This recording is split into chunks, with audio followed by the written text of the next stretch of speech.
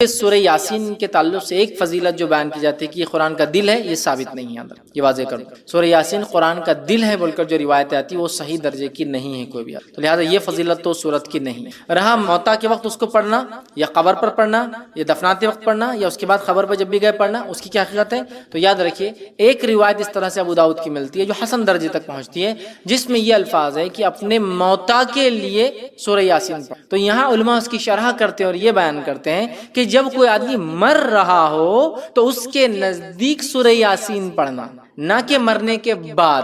لیکن موتا کیوں کہا؟ موتا اس لیے کہا کہ اس کی جان اب نکل رہی ہے، مطلب اب وہ سکرات کی حالت میں، ٹھیک ہے، اب وہ مرنے ہی والا ہے۔ تو جو مرنے والا ہے وہ موتا ہی ہے، اب بچتا نہیں۔ کوئی آدمی سکرات میں چلے جائے یا فرشتوں کو دیکھ لے تو اب بچتا نہیں، لیکن تلقین کے لیے کہ وہ اللہ کو یاد کرے، ذکر کرے، تلقین کے لیے تاکہ وہ قرآن کو پڑھے، سورہ یاسین پڑھنا چاہیے تاکہ وہ کرے، تو یہ معنی میں ہے۔ تو وہ جو ہے کہ اپنے موتا پہ جو ہے سورہ یاسین پڑھو، اس کا معنی ہے جو مر رہا ہو یا مرنے میں تکلیف ہو رہی ہو یا سکرات کا یا نزع کی حالت لمبی جا رہی ہو تو اس کے پاس پڑھنا چاہیے، معنی ہے۔ لیکن اس کا ہرگز معنی یہ نہیں ہے کہ مرنے کے بعد دفناتے وقت یا قبر پہ دفنانے کے بعد یا جب بھی قبر پہ جایا جائے سورہ یاسین پڑھے، چونکہ حدیث میں نہ بولے موت، تو موت سے مراد یہاں جو مر رہا ہو، جانکنی میں ہو، سکرات ہو، تکلیف ہو موت کی، تو تب ایسے شخص کے بازو تاکہ وہ یاد کرے، سنے، دہرائے، پڑھے، اللہ کا ذکر کان میں جائے، اس کے لیے آپ سورۃ الیاسین وہاں پڑھ سکتے ہیں، ٹھیک ہے۔ تو بہرحال یہ تو اس کی ایک فضیلت میں کہوں گا، یہ ایک بات ثابت ہے اس کے تعلق سے، لیکن باقی دیگر بہت سارے فضائل کہ اس کو جمعہ کے دن اتنے بار پڑھے تو یہ فضیلت، آدھی رات کو پڑھے تو اتنی فضیلت، 11 بار پڑھے، 21 بار، 40 بار، 40 دن، 21 دن، پتہ نہیں کیا کیا لوگوں نے مان لیے، یہ ثابت نہیں ہے۔ ہاں جو مر رہا ہے اس کے بعد آپ پڑھ سکتے ہیں، اور اسی طرح قرآن کی تلاوت میں تو یہ آتا ہی رہیں گا بہرحال، تو آپ تب پڑھ سکتے ہیں۔ اور اس سورہ یاسین میں بڑے اچھے واقعے یاد رکھیے، اور سورہ یاسین کے اندر اللہ رب العزت فرماتا ہے کہ اس سورت کے ذریعے اپنے اطراف کے لوگوں کو جو زندہ ہے محمد صلی اللہ علیہ وسلم ڈراؤ، کہ سورت کے ذریعے، سورہ یاسین کے ذریعے اپنے اطراف زندہ لوگوں کو ڈراؤ۔ لیکن کتنی عجیب بات ہے نا، اسی سورت کو لے کے لوگ اکثر اپنے مردوں کو ڈراتے ہیں۔ کیا کہا کہ اس سورت کے ذریعے، چونکہ تمہارے اس پر یہاں نبی نہیں آیا، اس قوم کے اندر ایک لمبا عرصہ گزر گیا، ان کے اندر کوئی ڈرانے والا نہیں ہے، تو اس سورت کے ذریعے اپنے اطراف کے زندوں کو ڈراؤ۔ اور ہم اس سورت کے ذریعے اپنے مردوں کو ڈراتے ہیں، خبروں میں پڑھتے ہیں، کبھی اس کا معنی، اس کا مفہوم نہیں جانتے کہ سورۃ الیاسین جس کے بارے میں پتہ نہیں کتنے فضائل لوگوں نے بنا لیے جو کہ ہے بھی نہیں، کم از کم مانتے ہو اتنے ہیں تو کم سے پڑھ کے تو دیکھو کیا کہتی ہے اس سورت، کیا پیغام، کیا میسج، کیا سندیش لی ہوئی ہے سورت۔ بہرحال تو قرآن سے بڑا ہمارا عجیب حال ہے، بس فضائل کی حد تک موجود ہے، کبھی زندگیوں میں بیمار ہو جائے تو گھول کے کھانے پینے لٹکانے کے لیے موجود ہے، لڑائی ہو جائے تو قسم کھانے کے لیے لاؤ بیچ میں ہاتھ رکھتا قرآن پر قسم کھاتا، اس کے لیے موجود ہے۔ لیکن میرے بھائیوں جو اس کا اصل فائدہ تھا وہ تھا کہ اس قرآن کی ہم ایمان لانے کے بعد تلاوت کریں، یہ کیا کہنا چاہتا ہے، چونکہ ہماری زبان عربی نہیں، اس کو سمجھیں، اس کے پیغام کو سمجھ کر دوسروں تک پہنچائے، زندگی میں اپنے عمل میں لائے اور دوسروں تک پہنچائے، اس کے حقوق ہے، کچھ رائٹس ہیں۔ تو بہرحال یہ تو ہم نے چھوڑ دیا، اور باقی سارا تو سورۃ الیاسین دل ہے، یہ ثابت نہیں ہے۔ سورۃ الیاسین کو میت کی قریب پڑھنے کے تعلق سے آتا ہے کہ یہ موت کی تکلیف سے راحت یا اس کو تلقین میں، قرآن تلقین میں آئیں گا بہرحال، تو آپ ایسا اس کر سکتے ہیں۔ اور ایمان کا یہ تقاضا بھی ہے کہ ہم اس پر ایمان لاتے ہیں، اس کے بعد اس کی تلاوت کرتے ہیں، اس کو پڑھتے ہیں، ایمان لانے کے بعد اس کو سمجھتے ہیں، ٹھیک ہے، اور اس کی باتوں پر عمل کرتے ہیں، اس کو دوسروں تک پہنچاتے ہیں، تو بہرحال اس کی کچھ حقوق بھی ہم پر عائد ہوتے ہیں۔ لیکن قرآن کے تعلق سے یاد رکھیے بہت ساری بار یہ بات دیکھی گئی ہے کہ لوگ قرآن کے تعلق سے، اس کے فضائل کے تعلق سے بہت ساری باتیں کہتے ہیں، لیکن بہت ساری مرتبہ وہ باتیں قرآن کے فضائل، فوائد، فائدوں، بینیفٹس کے تعلق سے بولتے ہیں جو سنت سے ثابت ہی نہیں، مطلب قرآن کے اگر فضائل، اس کے فائدے اٹھانا ہے، یا تو قرآن بتائے کہ اس کے کیسے فائدے اٹھائے جائیں گے، یا تو سنت نبوی میں، مطلب نبی اکرم صلی اللہ علیہ وسلم حدیث میں بیان کریں کہ قرآن کے یہ فضائل ہیں۔ لیکن آج ہم دیکھتے ہیں ہمارے پاس قرآن کے تعلق سے اتنی لا علمی ہے، اس پر ایمان لانے کے بعد جو اس کے حقوق ہیں کہ اس کو پڑھا جائے، اس کو سمجھا جائے، اس پہ عمل کیا جائے، اس کو دوسروں تک پہنچایا جائے، یہ تمام چیزوں سے ہماری زندگی اللہ رحم کرے خالی نظر آتی ہے۔ مطلب ایمان لانے کی جہاں تک بات ہے، بلیف کی جہاں تک بات ہے، تو ہم دعویٰ کرتے ہیں قرآن پہ ہم ایمان لائیں، لیکن باقی حقوق ترک کر دیتے ہیں۔ اسی طرح قرآن کے فضائل بھی ہے، ظاہر سی بات ہے، یہ کتاب بہت سارے جو ہے فائدے اپنے ساتھ لاتی ہے، اس کی تلاوت کے کئی فائدے ہیں، اتنے سارے کہ جو بتائے گئے وہ بھی ہوتے ہیں، جو نہیں بتائے گئے وہ بھی ہمیں انشاءاللہ ملتے ہیں، کچھ دنیا میں ملیں گے، کچھ آخرت میں ملیں گے۔ لیکن قرآن کے تعلق سے کچھ فضائل گھڑ دیے گئے ہیں، لوگوں نے بنا دیے ہیں، لوگوں نے بتا دیے ہیں، عجیب و غریب فضائل مختلف صورتوں کے تعلق سے، اور ایسے بھی کچھ فضائل ہیں جو ثابت ہی نہیں ہے، چلیے کچھ ثابت ہے اور اس کو بڑھا دیا لوگوں نے، مطلب ایک چیز ثابت ہے کہ قرآن کی یہ صورت کی یہ فضائل ہے، اب لوگ بڑھا چڑھا کر بتا رہے ہیں، تو یہ تو سمجھ میں آ رہا ہے کہ کچھ تو ہے لیکن اس میں لوگوں نے اضافہ کر دیا، ایڈ کر دیا۔ حالت یہ ہے کہ کچھ بھی نہیں ہے جہاں، وہاں بھی اتنے ایڈیشنز کہ عجیب و غریب باتیں کہ یہ سورت کو اتنی بار پڑھ لے تو یہ فائدہ، وہ سورت کو اتنی بار وہ کر لے تو اس کا یہ فائدہ، یہ کام اتنی بار کر لے یا یہ سورت یہ آیت کو پڑھ لے تو فلاں فائدہ، جو کہ ثابت نہیں ہے۔ دیکھیے قرآن یقیناً مومنوں کے لیے شفا ہے، جیسا کہ اللہ رب العزت نے خود قرآن میں بیان کیا، وَنُنَزِّلُ مِنَ الْقُرْآنِ مَا هُوَ شِفَاءٌ رَحْمَةٌ لِّلْمُؤْمِنِينَ، کہ ہم نے قرآن کو نازل کیا جس کے اندر شفا اور رحمت ہے مومنوں کے لیے۔ تو قرآن نے تو خود واضح کر دیا اس میں شفا بھی ہے اور رحمت بھی، لیکن وہ شفا کیسے حاصل کرے اور رحمت کیسے ملے، یہ میں اور آپ تو نہیں طے کر سکتے نا۔ یہ تو جس نے نازل کیا، جس کا کلام ہے اللہ، وہ بتائے، یا جس پر نازل ہوا محمد رسول اللہ صلی اللہ علیہ وسلم، وہ بتائے۔ لیکن ہمارے پاس اتنے فضائل مختلف صورتوں کے ہم نے خود ایجاد کر لی۔ اچھا یہ عجیب و غریب بات ہے، جس کے فضائل ثابت ہے وہ غائب ہے، جس کے ثابت نہیں ہے وہ ایسے دھڑلے سے چالو، اسی کو انتہا نہیں۔ اب کوئی یہ سوال کر سکتا ہے بھائی قرآن تو ہے نا، قرآنی آیت تو ہے نا، قرآن کی سورے ہے نا، تو کیا ہوا پڑھ لیے تو، کیا ہوا گنتی طے کر لیے تو، کیا ہوا فکس تعداد بنا لیے تو، کیا ہوا ایک دن فکس کر لیے تو۔ میرے بھائی ایک دوا جب ڈاکٹر لکھتا ہے تو وہی بتاتا ہے کہ اس کا استعمال کیسے کیا جائے، میں دوا ہی تو ہے نا، ہے طریقہ بھی بتایا جائے۔ تو قرآن ہے یقیناً شفا ہے، رحمت ہے، برکت ہے، مغفرت ہے، دنیا اور آخرتی کامیابی ہے، لیکن یہ کامیابی کے لیے، یہ شفا، یہ رحمت، یہ برکت، یہ مغفرت کے لیے مجھے اور آپ کو اس کتاب کو ویسے ہی فالو کرنا پڑے گا جیسے بتایا گیا۔ خاص طور سے فضائل کے معاملے میں مسلمان بڑے کمزور نظر آتے ہیں۔ معنی یہ فضائل کے معاملے میں عمل سب سے زیادہ ہوتا ہے، کمزور کس معنی میں کہ گھڑ لیے گئے ہیں، خود ایجاد کر لیے ہیں، سیلف جو ہم نے بنا لی ہے کہ بھائی یہ فائدہ ہے قرآن کا، فضائل مطلب فائدہ، تو اب یہ تو یا تو قرآن بتائے میرا یہ فائدہ، یہ تو حدیث۔ تو بہت ساری قرآنی صورتوں کو ہم لوگوں نے خود بنا لیا ہے کہ اس کے یہ فضائل ہیں، اس کے یہ فوائد ہیں، اس کے یہ بینیفٹس ہیں، اس کے یہ ثمرات ہیں۔ یاد رکھیے کسی بھی چیز کے فضائل کے لیے یہ ضروری ہے کہ وہ ہمارے دین اور شریعت کا حصہ ہو، ہمیں بتائے گئے ہو۔ قرآن بھی اگر ہے اور اگر کسی مخصوص تعداد میں آپ اس صورتوں کو پڑھتے ہیں تو یہ بھی ضروری ہے کہ وہ ہمیں بتایا گیا ہو کہ ان صورتوں کو ایسی مخصوص تعداد میں پڑھنا چاہیے۔ تو آج میں انشاءاللہ عزیز قرآن کی چند صورتوں، بعض صورتوں کو میں نے اس لیے کہا کہ ہر صورت کے فضائل بیان کرنا ممکن بھی نہیں ہے، میں کم و بیش وہ فضائل بیان کروں گا جو حدیث میں واضح آتے ہیں، کلیئر کہا گیا، صورتوں کے نام لے کر کہے گئے، جیسا کہ سارے قرآن کے فضائل ہیں، مطلب قرآن مجید کے پڑھنے کے فضائل، تو وہ تو کچھ بھی پڑھیا فضائل ہیں۔ لیکن جہاں ہم بولتے ہیں مخصوص صورتوں کے تعلق سے، تو آج میں آپ کے سامنے قرآن مجید کے بعض صورتوں کے انشاءاللہ فضائل رکھوں گا، اور انشاءاللہ العزیز اللہ تعالیٰ نے موقع دیا تو میں قرآن مجید کی بعض صورتوں کے نہیں، بعض آیتوں کے اور بعض الفاظ کے فائدے بھی اور فضائل بھی انشاءاللہ کبھی آئندہ وقت رکھوں۔ تو آج صورتوں کے، چیپٹرز کے، سوروں کے فضائل دیکھیں گے، پھر کبھی موقع رہا تو اس کی خاص آیتوں کے اور خاص الفاظ کے جو حدیث میں آتے ہیں وہ فضائل بھی کبھی ہم دیکھیں گے، ٹھیک ہے۔ تو بعض صورتوں کے، کیونکہ ہر کسی کی فضیلت آتی بھی نہیں، اچھا کچھ فضائل آتے ہیں لیکن وہ ضعیف ہے، موضوع ہے، مطلب ایسی حدیثیں ہیں جو نبی اکرم صلی اللہ علیہ وسلم سے ثابت نہیں، یا تو ان میں کوئی کمزوری ہے، ویکنس ہے، یا تو موضوع ہے، من گھڑت ہے، لوگوں نے خود بنا کے ڈال دیا کہ اللہ کے رسول صلی اللہ علیہ وسلم نے یہ فرمایا۔ تو ظاہر سی بات ہے ہم ضعیف اور موضوع روایتوں کو یہاں نہیں لے سکتے، تو لہٰذا میں وہ باتیں آپ کے سامنے رکھوں گا جو صحیح اور حسن درجے کی روایتوں سے ثابت ہے، تاکہ ہمیں قرآن مجید کی بعض صورتوں کی فضائل اگر پتہ چلے تو ہم ان صورتوں کو پڑھ کر تلاوت کر کے انشاءاللہ ان سے بینیفٹس اٹھا سکتے ہیں۔ میں بہت سرسری طور سے کچھ صورتیں ایسی جن کی بہت لمبے لمبے فضائل، جیسے کہ سورۃ الفاتحہ، بہت لمبے لمبے، سورۃ الملک، اسی طرح سورہ اخلاص، سورہ فلق، سورہ ناس، بہت طویل ان کے بینیفٹس آتے ہیں، فضائل آتے ہیں، لیکن یقیناً اتنا وقت نہیں ہے کہ میں تمام کے لوں۔ یقیناً صورتوں کی تفسیر میں نے جیسے سورہ فاتحہ کی تفسیر رکھی تو اس کے سارے فضائل ماشاءاللہ اس میں رکھے۔ آج میں مختصر چنندہ اہم فضائل کو، اگر ایک صورت ہے جیسے سورۃ الکہف، کئی فضائل آتے ہیں تو ظاہر سی بات ہے پورے نہیں رکھوں گا، ان میں سے کچھ، تاکہ ہم زیادہ سے زیادہ صورتوں کے آج فضائل دیکھنے کی کوشش کریں کہ ان صورتوں کے کیا فضائل آتے ہیں، خود قرآن نے کیا بیان کی، اور کچھ فضائل جو احادیث میں آتے ہیں انشاءاللہ جس وہ میں آپ کے سامنے رکھنے کی کوشش کروں گا۔ آئیے سب سے پہلے ہم دیکھتے ہیں سورۃ الفاتحہ، ترتیب میں جائیں گے انشاءاللہ، لیکن ترتیب میں جب ایک حدیث میں کئی صورتوں کے فضائل اگر آئیں گے تو میں پھر اس کو وہیں رکھ دوں گا، وہ صورت کو ہم بعد میں نہیں دیکھیں گے، ٹھیک، ورنہ کوشش کریں گے کہ ہم سیکوینشلی جائیں سورۃ الفاتحہ سے۔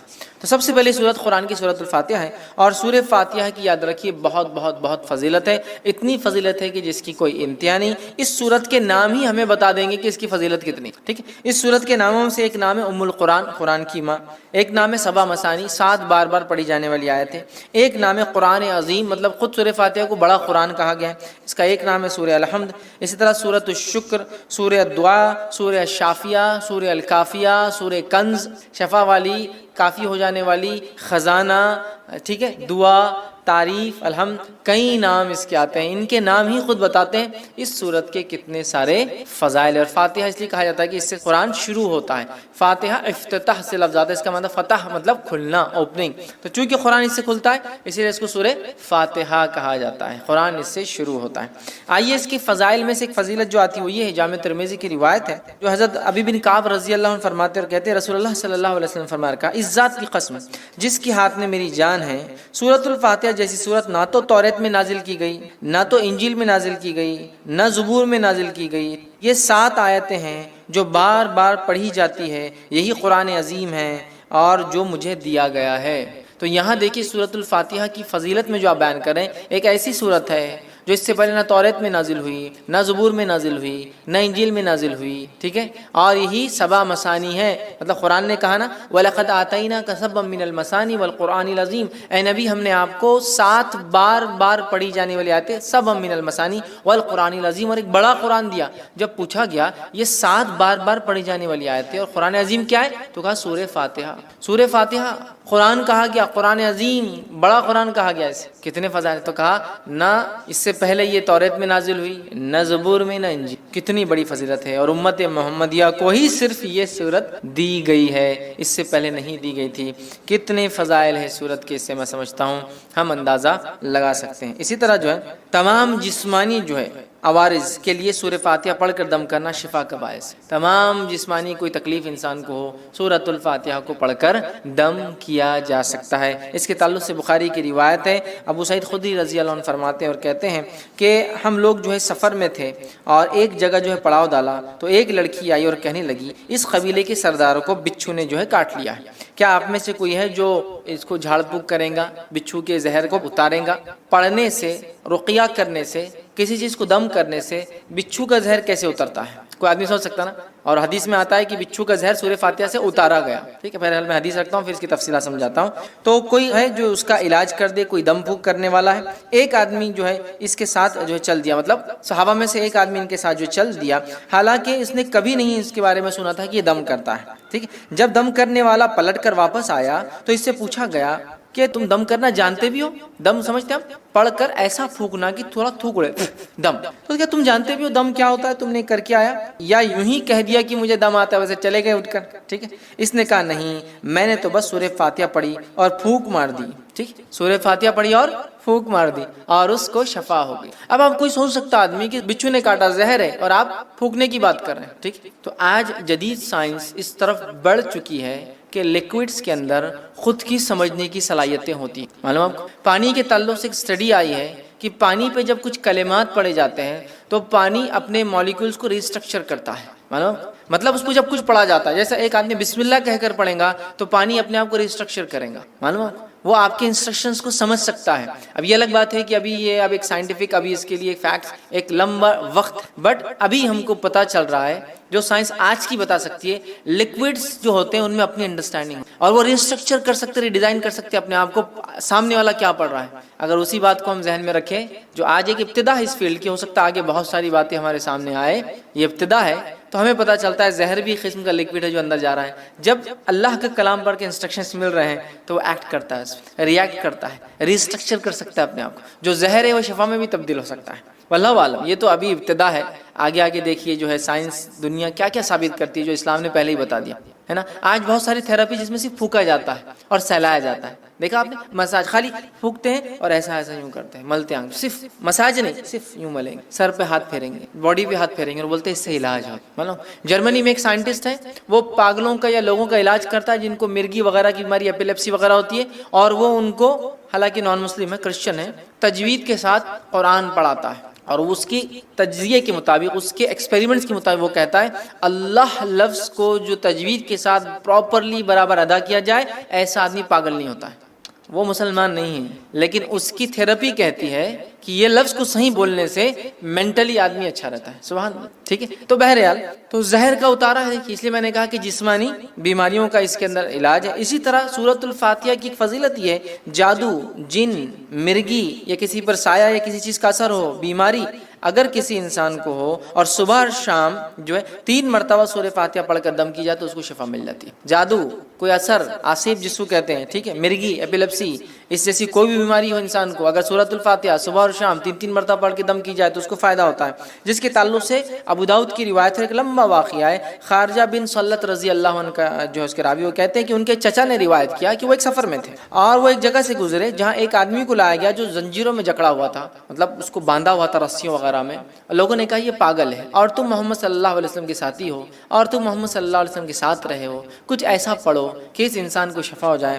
صحابہ اس کو صبح اور شام 3 مرتبہ سورہ فاتحہ پڑھتے اور اس پر دم کرتے، تھوکی لگاتے، تھوکتے کرتے، اور وہ کہتے تھوڑے دن یہ کیا اور اس کے بعد وہ آدمی ایسا فریش ہو گیا جیسے کہ غلام تھا، آزاد کر دیا گیا، ایک دم اچھا ہو گیا، شفایاب ہو گیا. ٹھیک ہے، اور جو ہے روایت بہرحال لمبی اور بھی بہت ساری باتیں اس میں. ہم کو جو فضائل لینا تھا وہ یہ تھے کہ اس کے پڑھنے سے ذہنی بیماری، پاگل پن، مرگی، جن، سایہ، جو بھی بہرحال بولتے لوگ، نظر بد، سب کا علاج الحمدللہ اس صورت کے اندر. ٹھیک ہے، آئیے دوسرا سورۃ البقرہ.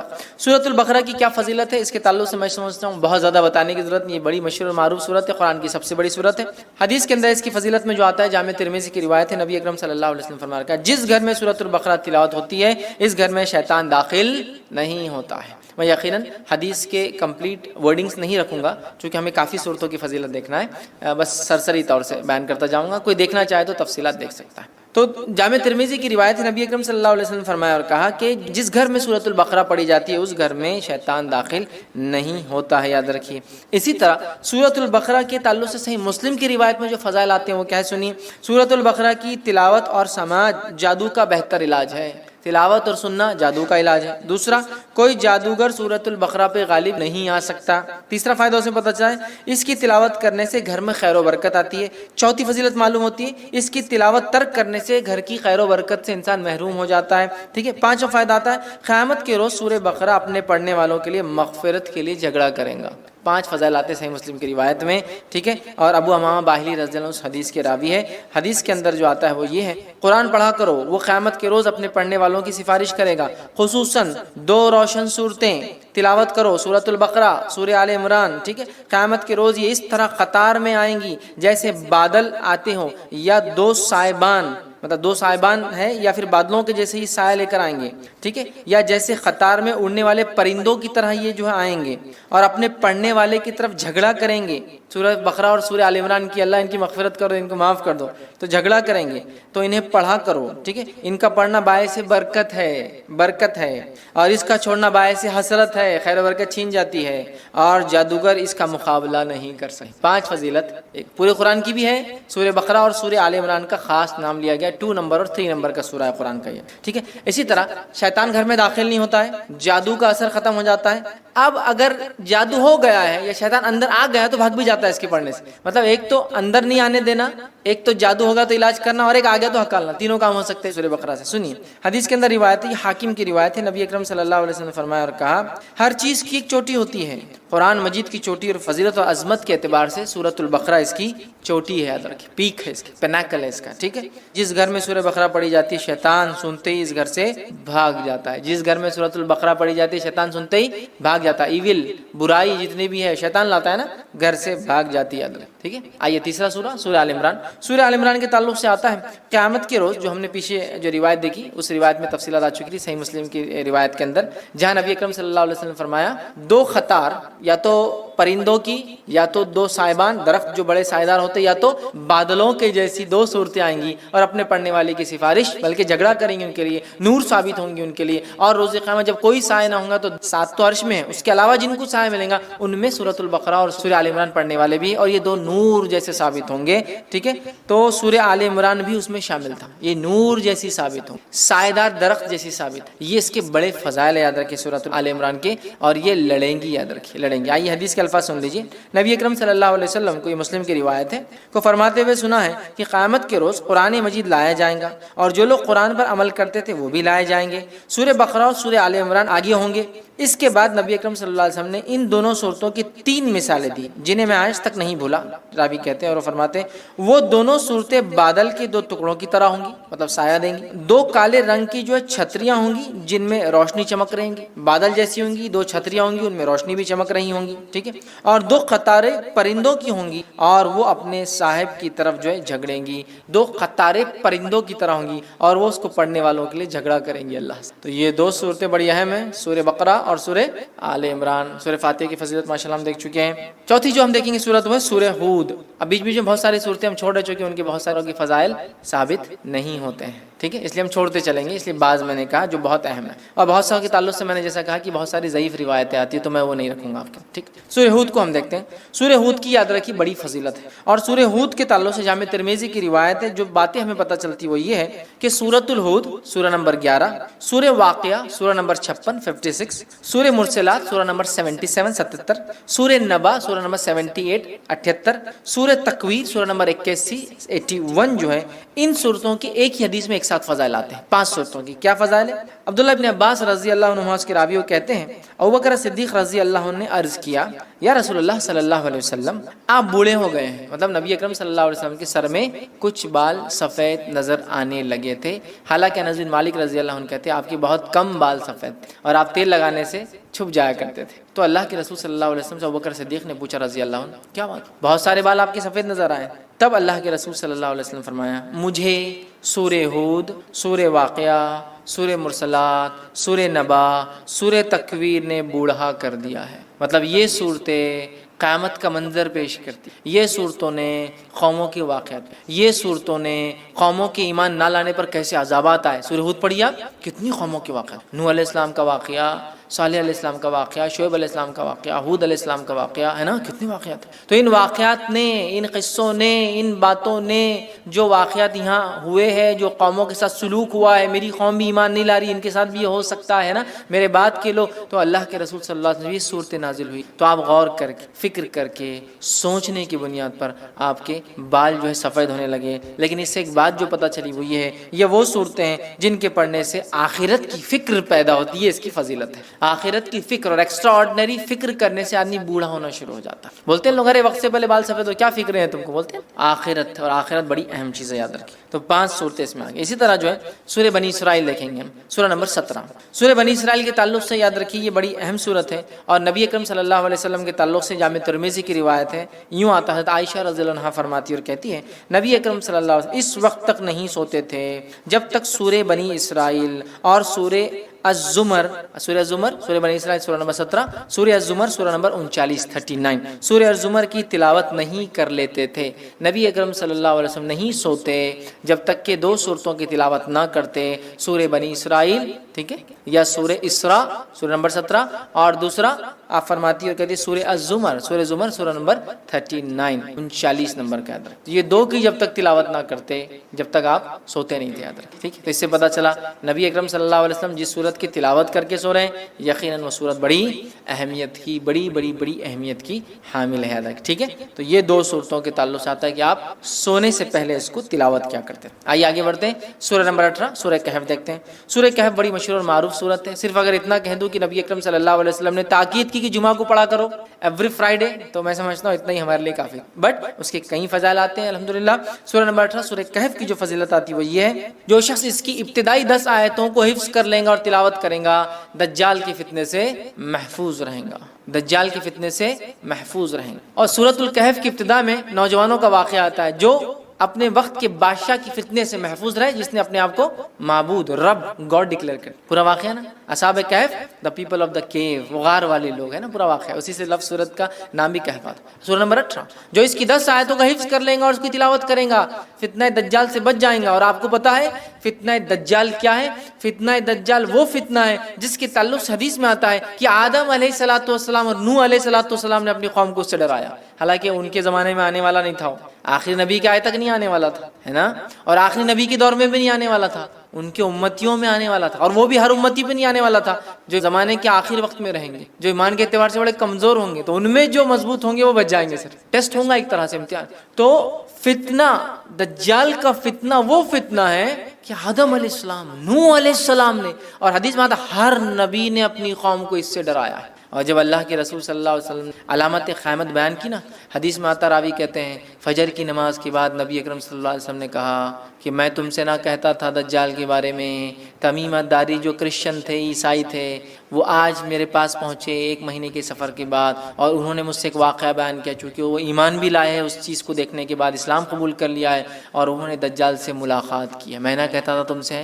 اور اس کے بعد نبی اکرم صلی اللہ علیہ وسلم سناتے گئے. راوی کہتے ظہر کا وقت آ گیا، ہم نے ظہر کی نماز پڑھی، پھر علامت قیامت اب بتاتے گئے. عصر کا وقت آ گیا، ہم نے عصر کی نماز پڑھی، پھر علامت قیامت بتاتے گئے. اور صحابہ کہتے ہیں جب پوری علامتیں آپ نے ہم کو دن بھر میں بتا دی تو ہم اتنے خوف زدہ ہو گئے کہ کسی جھاڑی کے پاس سے جاتے ڈر لگنا شروع. کسی جھاڑ کے پاس سے ڈر لگتا تھا کہ دجال نکل کے آنا جائے. اللہ اتنا ڈرا، دجال اتنی خطرناک. اور اس سے سیفٹی کے لیے صرف 10 آیتیں یاد کرنا ہے، 10 جملے، 10 سینٹینسز یاد کر لو، محفوظ. اب آپ بولیں گے 10 جملوں سے کیسا محفوظ ہو سکتا ہے انسان؟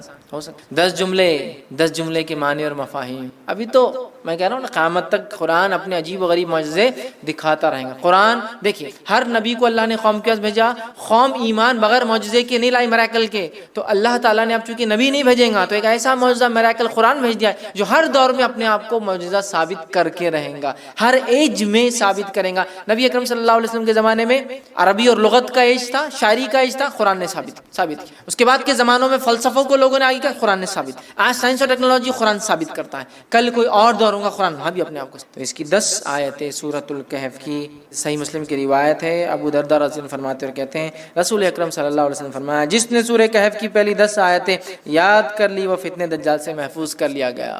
یاد کرو، سمجھو اس کو، اس کے معنی مفہوم پہ غور کرو، فتنہ دجال سے انشاءاللہ ہم بچ جائیں گے. ٹھیک ہے. اسی طرح جو ہے سورہ کہف کی آخری 10 آیت تلاوت کرنے والا فتنہ دجال سے محفوظ رہے گا. پہلی 10 آیتیں یاد کرنے والا آخری 10 آیتیں تلاوت کرنے والا محفوظ رہے گا. یاد بھی کر لے، یاد کرنا ہے تو مسئلہ نہیں. اور کچھ علماء لکھتے ہیں ہو سکتا ہے دونوں سے فائدہ، واللہ عالم. چونکہ طبرانی کی روایت میں الفاظ اس طرح سے، ابو سعید خدری رضی اللہ عنہ راوی وہ کہتے ہیں رسول اللہ صلی اللہ علیہ وسلم فرمایا جس نے سورۃ الکہف کو اس طرح پڑھی جس طرح نازل ہوئی تو وہ اس کے لیے قیامت کے روز نور ہوں گی. مکہ سے لے کر جس جگہ وہ رہتا وہاں تک کے لیے نور. انڈیا سے وہاں پڑھے تو وہاں تک اتنا بڑا نور رہے گا، جس جگہ سے مکہ تک اتنا بڑا نور اس کے لیے ثابت ہوگا. اور جس نے سورہ کہف کی آخری 10 آیتیں پڑھی فتنہ دجال سے اس سے کوئی نقصان نہیں پہنچے گا. تو 10 آیتیں یاد کر لی تو بھی بچ گیا، آخری 10 آیتیں پڑھ لی تو بھی بچ گیا. ٹھیک ہے. اور میں بھی ہو سکتا دونوں بھی اس کا معنی ہو کہ پہلی بھی پڑھ لے، 10 بعد کی بھی پڑھ لے، انشاءاللہ انسان محفوظ. اسی طرح جمعہ کی روز سورہ کہف کی تلاوت کرنے والے کے لیے 2 جمعوں کے درمیان ایک روشن نور ہوتا ہے. 2 جمعے کے درمیان روشن نور ہوتا ہے. یہ حاکم اور بیہقی کی روایت یاد رکھیں. اسی طرح جو ہے سورہ کہف کے بعد سورہ فتح یہ قرآن کی 48 نمبر کی سورت 48. ٹھیک ہے. سورہ فتح کے تعلق سے جو ہے آپ صلی اللہ علیہ وسلم فرمایا اور کہا کہ دنیا وما فیہا کی ہر نعمت سے زیادہ یہ سورت مجھے محبوب. دنیا اور اس میں جو کچھ ہے اس سے زیادہ مجھے یہ سورت محبوب ہے، پسندیدہ ہے، میں اس کو چاہتا ہوں. کیوں؟ بخاری کی روایت ہے، ہم جانتے ہیں سورہ فتح نازل ہوئی تھی اس کی ابتدا جب حدیبیہ 6 ہجری کا واقعہ ہے. عمرے کے لیے صحابہ اور اللہ کے رسول صلی اللہ علیہ وسلم گئے، مشرکین نے آنے نہیں دیا. ایک ٹریٹی سائن ہوئی، ایک پیکٹ سائن ہوا، صلح سائن ہوئی، دستخط ہوئی جس کو صلح حدیبیہ کہتے ہیں. اور صحابہ پریشان تھے، دل میں تھوڑے سے ملال کر رہے تھے کہ ہم جنگ لڑتے ہیں ان سے، ہم کو آنے نہیں دیتے. اللہ کے رسول صلی اللہ علیہ وسلم لیکن امن کو پسند کیا جنگ کے مقابلے میں. تو اللہ رب العزت نے جب یہ ہو گیا تو اللہ نے فرمایا انا فتحنا لک فتحا مبینا، اے نبی ہم نے آپ کو کامیابی دی کھلی. صحابہ وہ خوش ہو گئے کہ ہم کو تو دنیاوی لگ رہا تھا، ہم تو معاہدہ کر کے پیچھے رہ گئے. قرآن کہہ رہا ہے فتح مبین ہے. تو آپ سے فرما رہے اس سے زیادہ مجھے کوئی صورت پسند نہیں. اس کے تعلق سے ایک طویل لمبا واقعہ ہے. عمر ابن خطاب رضی اللہ عنہ نے اللہ کے رسول صلی اللہ علیہ وسلم ایک مسئلہ پوچھا. بخاری کی روایت. یہ مسئلہ کب پوچھا؟ جب آپ نبی اکرم صلی اللہ علیہ وسلم تھوڑی سی پہلے بحث کر چکے تھے. واقعہ معلوم ہے نا؟ حضرت عمر رضی اللہ عنہ آئے، اللہ کے رسول صلی اللہ علیہ وسلم نے کہا کہ اللہ کے رسول صلی اللہ علیہ وسلم کے ہم حق پر نہیں ہیں. آپ نے کہا تو ہم لڑتے کیوں نہیں, کیوں صلح ہو رہی ہے؟ آپ سے خاموش. پھر گئے ابوبکر صدیق رضی اللہ عنہ کے پاس, کا مسئلہ کیا ہے, ہم حق پر نہیں ہے تو کہا ہے, پھر لڑتے کیوں نہیں؟ ابوبکر صدیق خاموش رہے کہ اللہ کے رسول خاموشی اختیار کی نا, مل گیا نا جواب. اب شاید اس کے بعد یہ سوال کریں, روایت میں تفصیلات نہیں آتی, میں سمجھ رہا ہوں اس کی ترتیب. حضرت عمر نے مسئلے کا سوال پوچھا, آپ نے جواب دیا, پھر پوچھا, آپ نے جواب دیا, پھر پوچھا, 3 بار پوچھا, آپ خاموش. اب حضرت عمر رضی اللہ عنہ آگے نکل گئے قافلے میں اور دل میں سوچ رہے ہیں کیوں میں نے 3 بار سوال کر. اگر اللہ کے رسول صلی اللہ علیہ وسلم ناراض ہو گئے تو اللہ کو قرآن کی آیت ہی اتار دیں گا. اب میرے کچھ نہ کچھ مصیبت آتی, مطلب کہیں میرا تذکرہ نہ آ جائے, قرآن اتر جائیں گا اور میرا کنڈیمنیشن یا میرے بارے میں کچھ نہ کچھ آ جائے گا, اور یہ ٹھیک نہیں ہے. بہت پریشان ہو گئے, بہت دل میں پریشان ہونے لگے, اور آگے چلے گئے کہ 3 بار پوچھنا, 1 بار پوچھا ٹھیک تھا نا, کیوں میں نے سیکنڈ اور تھرڈ ٹائم پوچھ لیا, اننیسیسری تھا, نہیں بولنا چاہیے تھا, نہیں پوچھنا چاہیے تھا. آپ سب پتہ نہیں کیا کیفیت میں تھے, کیا حالت تھی. اب میرے پہ خواہ ہوتا جاتا. اب اتنی دیر میں اللہ کے رسول صلی اللہ علیہ وسلم نے کہا عمر کہاں ہے. اب یہ تو آگے چلے گئے. ایک صحابی کا دیکھو جا کے عمر, وہ آگے گئے اور چلائے عمر تمہیں اللہ کے رسول صلی اللہ علیہ وسلم بلا رہے ہیں. حضرت عمر گھبرا گئے, کہا اب کچھ تو بھی ہو گیا, کوئی آیت اتر گئی میرے خلاف, چونکہ میں نے اننیسری ڈسٹرب کر, نبی نے ایک بار جواب نہیں دیا, خاموش رہ جانا تھا, دوسری بار پھر خاموش رہ جانا تھا, 3 بار کر لی. وہ گئے, تب نبی اکرم صلی اللہ علیہ وسلم نے پوچھا, جبکہ وہ ڈرتے ہوئے جا رہے تھے کہ میرے بارے میں کچھ نہ اتر گیا ہو. آپ نے فرمایا میرے لیے کوئی قرآن تو نہیں نازل ہو گیا؟ تو آپ نے فرمایا آج رات مجھ پر ایک سورت نازل کی گئی ہے جو مجھے ہر اس چیز سے محبوب ہے جس پر سورج طلوع ہوتا ہے, مطلب سورج جس پر نکلتا ہے. اِنَّا فَتَحْنَا لَكَ فَتْحًا مُبِينًا, اسے بخاری نے روایت کیا, مطلب سورہ فتح نازل ہوئی تھی. کہا یہ سورت مجھے سب سے زیادہ محبوب, چونکہ ظاہری اعتبار سے ناکامی نظر آ رہی تھی, لیکن اللہ ہی جانتا تھا یہ بڑی کامیابی تھی. کیسا؟ صلح حدیبیہ کے بعد اسلام جو ہے پورے عالم میں پھیلنا شروع ہے, اور آنے والے 3 سے 4 سالوں میں کئی ممالک مسلمان ہو گئے, اسلام قبول کر لیا, کیونکہ اب امن سائن ہو گیا, اب خطوط جانے لگے اور مبلغین جانے لگے, اور بہت سارے لوگ سمجھ گئے کہ قریش نے معاہدہ کرا, مطلب جھک گئے ہے نا. قریش کہتے ہیں سب سے بڑی مچھلی کو سمندر کی, جس کو کسی دوسرے پانی کے جانور سے خطرہ نہیں ہوتا, اور یہ جب چاہے کسی کو بھی نگل سکتی ہے, سو کہتے قریش. جب سب سے بڑی مچھلی نے معاہدہ کر لیا تو باقی کا کیا سمندر میں, سمجھتے نا. قریش کا معاہدہ آٹومیٹک سگنل تھا کہ اب محمد صلی اللہ علیہ وسلم ان کے ساتھی کوئی معمولی لوگ نہیں رہے. ایک زمانے میں جن کو مسئلہ اور کچلا اور قتل کیا گیا, اب یہ وہ لوگ ہیں جن کی عزت اور اکرام کرنا ہماری مجبوری ہے. حدیبیہ سائن ہوئی نا, بہرحال تو آپ نے کہا مجھے پسند. اسی طرح سورہ ملک, سورہ نمبر 67 سورہ ملک کی بھی یاد رکھیے, بڑی جو ہے فضیلت جو ہے آتی ہے, اور اس کے فضائل میں یاد رکھی آتا ہے جو نبی اکرم صلی اللہ علیہ وسلم کے تعلق سے آتا ہے کہ آپ نے فرمایا, جامع ترمذی کی روایت, حدیث کے الفاظ جابر رضی اللہ عنہ فرماتے اور کہتے ہیں کہ اللہ کے رسول صلی اللہ علیہ وسلم اس وقت تک نہ سوتے جب تک سورہ علم تنزیل مطلب سورہ سجدہ کو علم تنزیل بھی بولتے ہیں, اس کی ابتدا جو ہے, ٹھیک, علم تنزیل سورہ سجدہ سورہ نمبر 32, اور تبارک الذی بیدہ الملک سورہ نمبر 66, سورہ ملک سورہ تبارک الذی نہ پڑھتے جب تک نہ سوتے. سورہ سجدہ سورہ نمبر 32 اور سورہ ملک سورہ نمبر 67. اب کوئی آدمی سوچ سکتا سورہ بنی اسرائیل اور سورہ زمر ایک جگہ آ رہا ہے, بہت بڑی بڑی صورتیں ہیں, 17 اور 39, کہیں آ رہا ہے سورہ ملک اور سورہ سجدہ 32 اور 67. تو ہو سکتا ہے نبی اکرم صلی اللہ علیہ وسلم کچھ صورتیں معمول پڑھتے ہوں گے اور کچھ صورتیں کبھی پڑھتے اور کبھی نہیں پڑھتے ہوں گے. جس نے جب جو دیکھا اس نے وہ عمل کو روایت کر دیا. سمجھ رہے ہیں بات کو؟ کچھ صورتیں آپ معمول پڑھتے ہوں گے, کنٹینیوسلی پڑھتے ہوں گے, اور کچھ صورتیں آپ کبھی پڑھتے ہوں گے اور کبھی نہیں. مطلب ایک سیٹ آف صورتیں آج, ایک سیٹ آف صورتیں کل, آپ اور ہم بھی کر سکتے ہیں. کبھی سورہ بنی اسرائیل اور سورہ زمر پڑھ کے سو گئے, کبھی سورہ ملک اور سورہ سجدہ پڑھ کے سو گئے, ہے نا. اور آپ سے کچھ صورتیں مسلسل مکمل اور ہمیشہ, ایسا سورہ اخلاص, سورہ فلق, سورہ ناس, چھوٹی چھوٹی ہمیشہ. تو یہ آپ کا معمول الگ الگ وقتوں میں رہوں گا, اور دیکھنے والے نے جب دیکھا اس نے وہ بات آپ کی روایت کر دی, یا واللہ عالم آپ سب ایک ساتھ کرتے ہیں, واللہ عالم, اللہ ہی بہتر, ٹھیک ہے.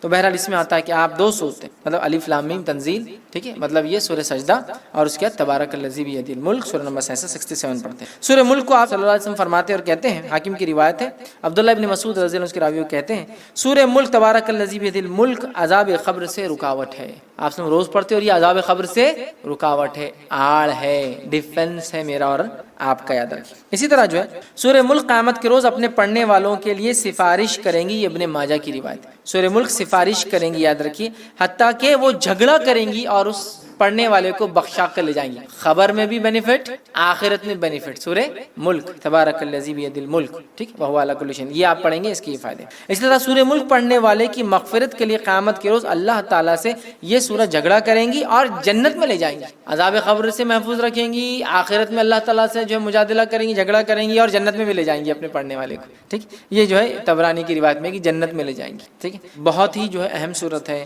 اس کے تعلق سے ایک بات جو آتی ہے, ابن کثیر رحمہ اللہ نے اپنی تفسیر میں سورہ ملک کی اس کو روایت کیا. وہ روایت اس طرح سے, سورہ ملک خود پڑھنی چاہیے اپنے بیوی بچوں کو، حتیٰ کہ اپنے پڑوسیوں کو بھی اس کے پڑھنے کی تلقین کرنا چاہیے، اور صحابہ ایسا کرتے تھے، خود پڑھتے تھے، اپنے بیوی بچوں کو بولتے تھے، اور اڑوس پڑوس میں بولتے تھے سورہ ملک پڑھا کرو بھائی، سورہ ملک پڑھا کرو. سمجھ رہے ہیں؟ ہمیں بھی کرنا چاہیے. اسی طرح آگے بڑھتے ہیں، سورہ نمبر 76 سورہ جو ہے دہر یا سورہ انسان 76 سورہ دہر، اس کی انشاءاللہ دیکھتے فضائل.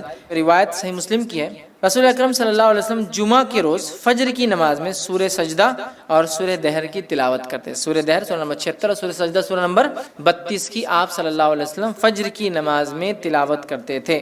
ٹھیک ہے، اور جمعہ کے روز، جمعہ کے دن جب آپ فجر پڑھاتے تو ان دو صورتوں کی اس میں جو ہے آپ صلی اللہ علیہ وسلم تلاوت کیا کرتے تھے. اسی طرح صحیح مسلم کی ہی روایت میں الفاظ اس طرح سے آتے ہیں. عبداللہ ابن عباس رضی اللہ عنہ اس کے راوی فرماتے ہیں، رسول اللہ صلی اللہ علیہ وسلم جمعہ کے روز نماز فجر کی پہلی رکعت میں سورہ سجدہ، دوسری رکعت میں سورہ دہر کی تلاوت فرماتے، اور اسی طرح جمعہ کی نماز میں سورہ جمعہ اور سورہ منافقون کی تلاوت کرتے. جمعہ کی فجر میں یہ دو، اور جمعہ کی نماز میں، مطلب جمعہ کی جو نماز ہوتی ہے اس میں خاص نماز میں آپ سورہ جمعہ سورہ نمبر 62 62 اور سورہ منافقون سورہ نمبر 63 63 آپ پڑھا کرتے. تو ظاہر سی بات ہے اللہ کے رسول صلی اللہ علیہ وسلم کا یہ سلیکشن بہت امپورٹنٹ ہے، کچھ نہ کچھ مقصد ہے اس کے پیچھے. ٹھیک، تو یہ اس کی فضیلت ثابت کرتا ہے. اسی طرح نبی اکرم صلی اللہ علیہ وسلم کے تعلق سے آتا ہے کہ آپ جو ہے مسبحات پڑھے بغیر نہیں سوتے.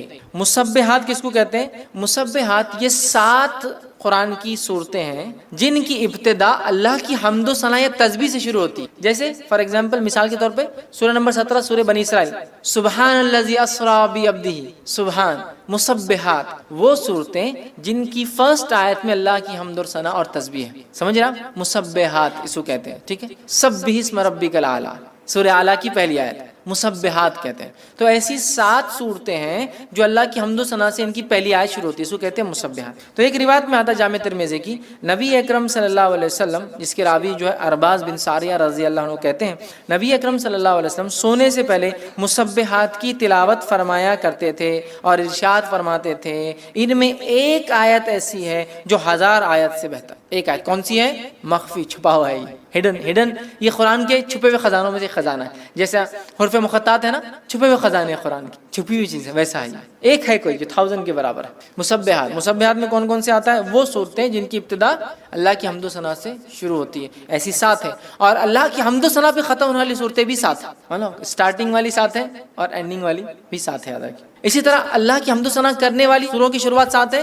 اللہ کی حمد و ثنا کی نفی جو لوگ کرتے ہیں، مطلب اس کے خلاف، اس کے رد میں بھی جو صورتیں چالو 7 ہے. ویسے جو 7 سٹارٹ ہوتی ہے جو اللہ کی حمد و ثنا کے خلاف جو کام ہوتا ہے اس کا رد کرتے ہوتی ہے کہ اللہ ایسا نہیں، اللہ ویسا نہیں، انہوں نے ایسا کر دیا. ٹھیک، بہرحال تو مسبحات کون کون سی صورتیں؟ سورہ نمبر 17 سورہ بنی اسرائیل، سورہ نمبر 57 سورہ حدید 57. اب اس کی فضیلت بھی یہاں آگے دیکھیں، سورہ حدید 57، سورہ حشر سورہ نمبر 59، ٹھیک ہے 59. اسی طرح جو ہے سورہ صف سورہ نمبر 61، ٹھیک ہے. اسی طرح جو سورہ جمعہ سورہ نمبر 62، سورہ تغابن سورہ نمبر 64، اور اسی طرح سورہ اعلیٰ سورہ نمبر 87 87. یہ 7 صورتیں جو مسبحات ہیں، آپ صلی اللہ علیہ وسلم یہ 7 پڑھ کر سویا کرتے. 17 57 59 61 62 64 اور 87، یہ اتنی صورتیں پڑھ کر نبی اکرم صلی اللہ علیہ وسلم سویا کرتے. آئیے آگے بڑھتے ہیں.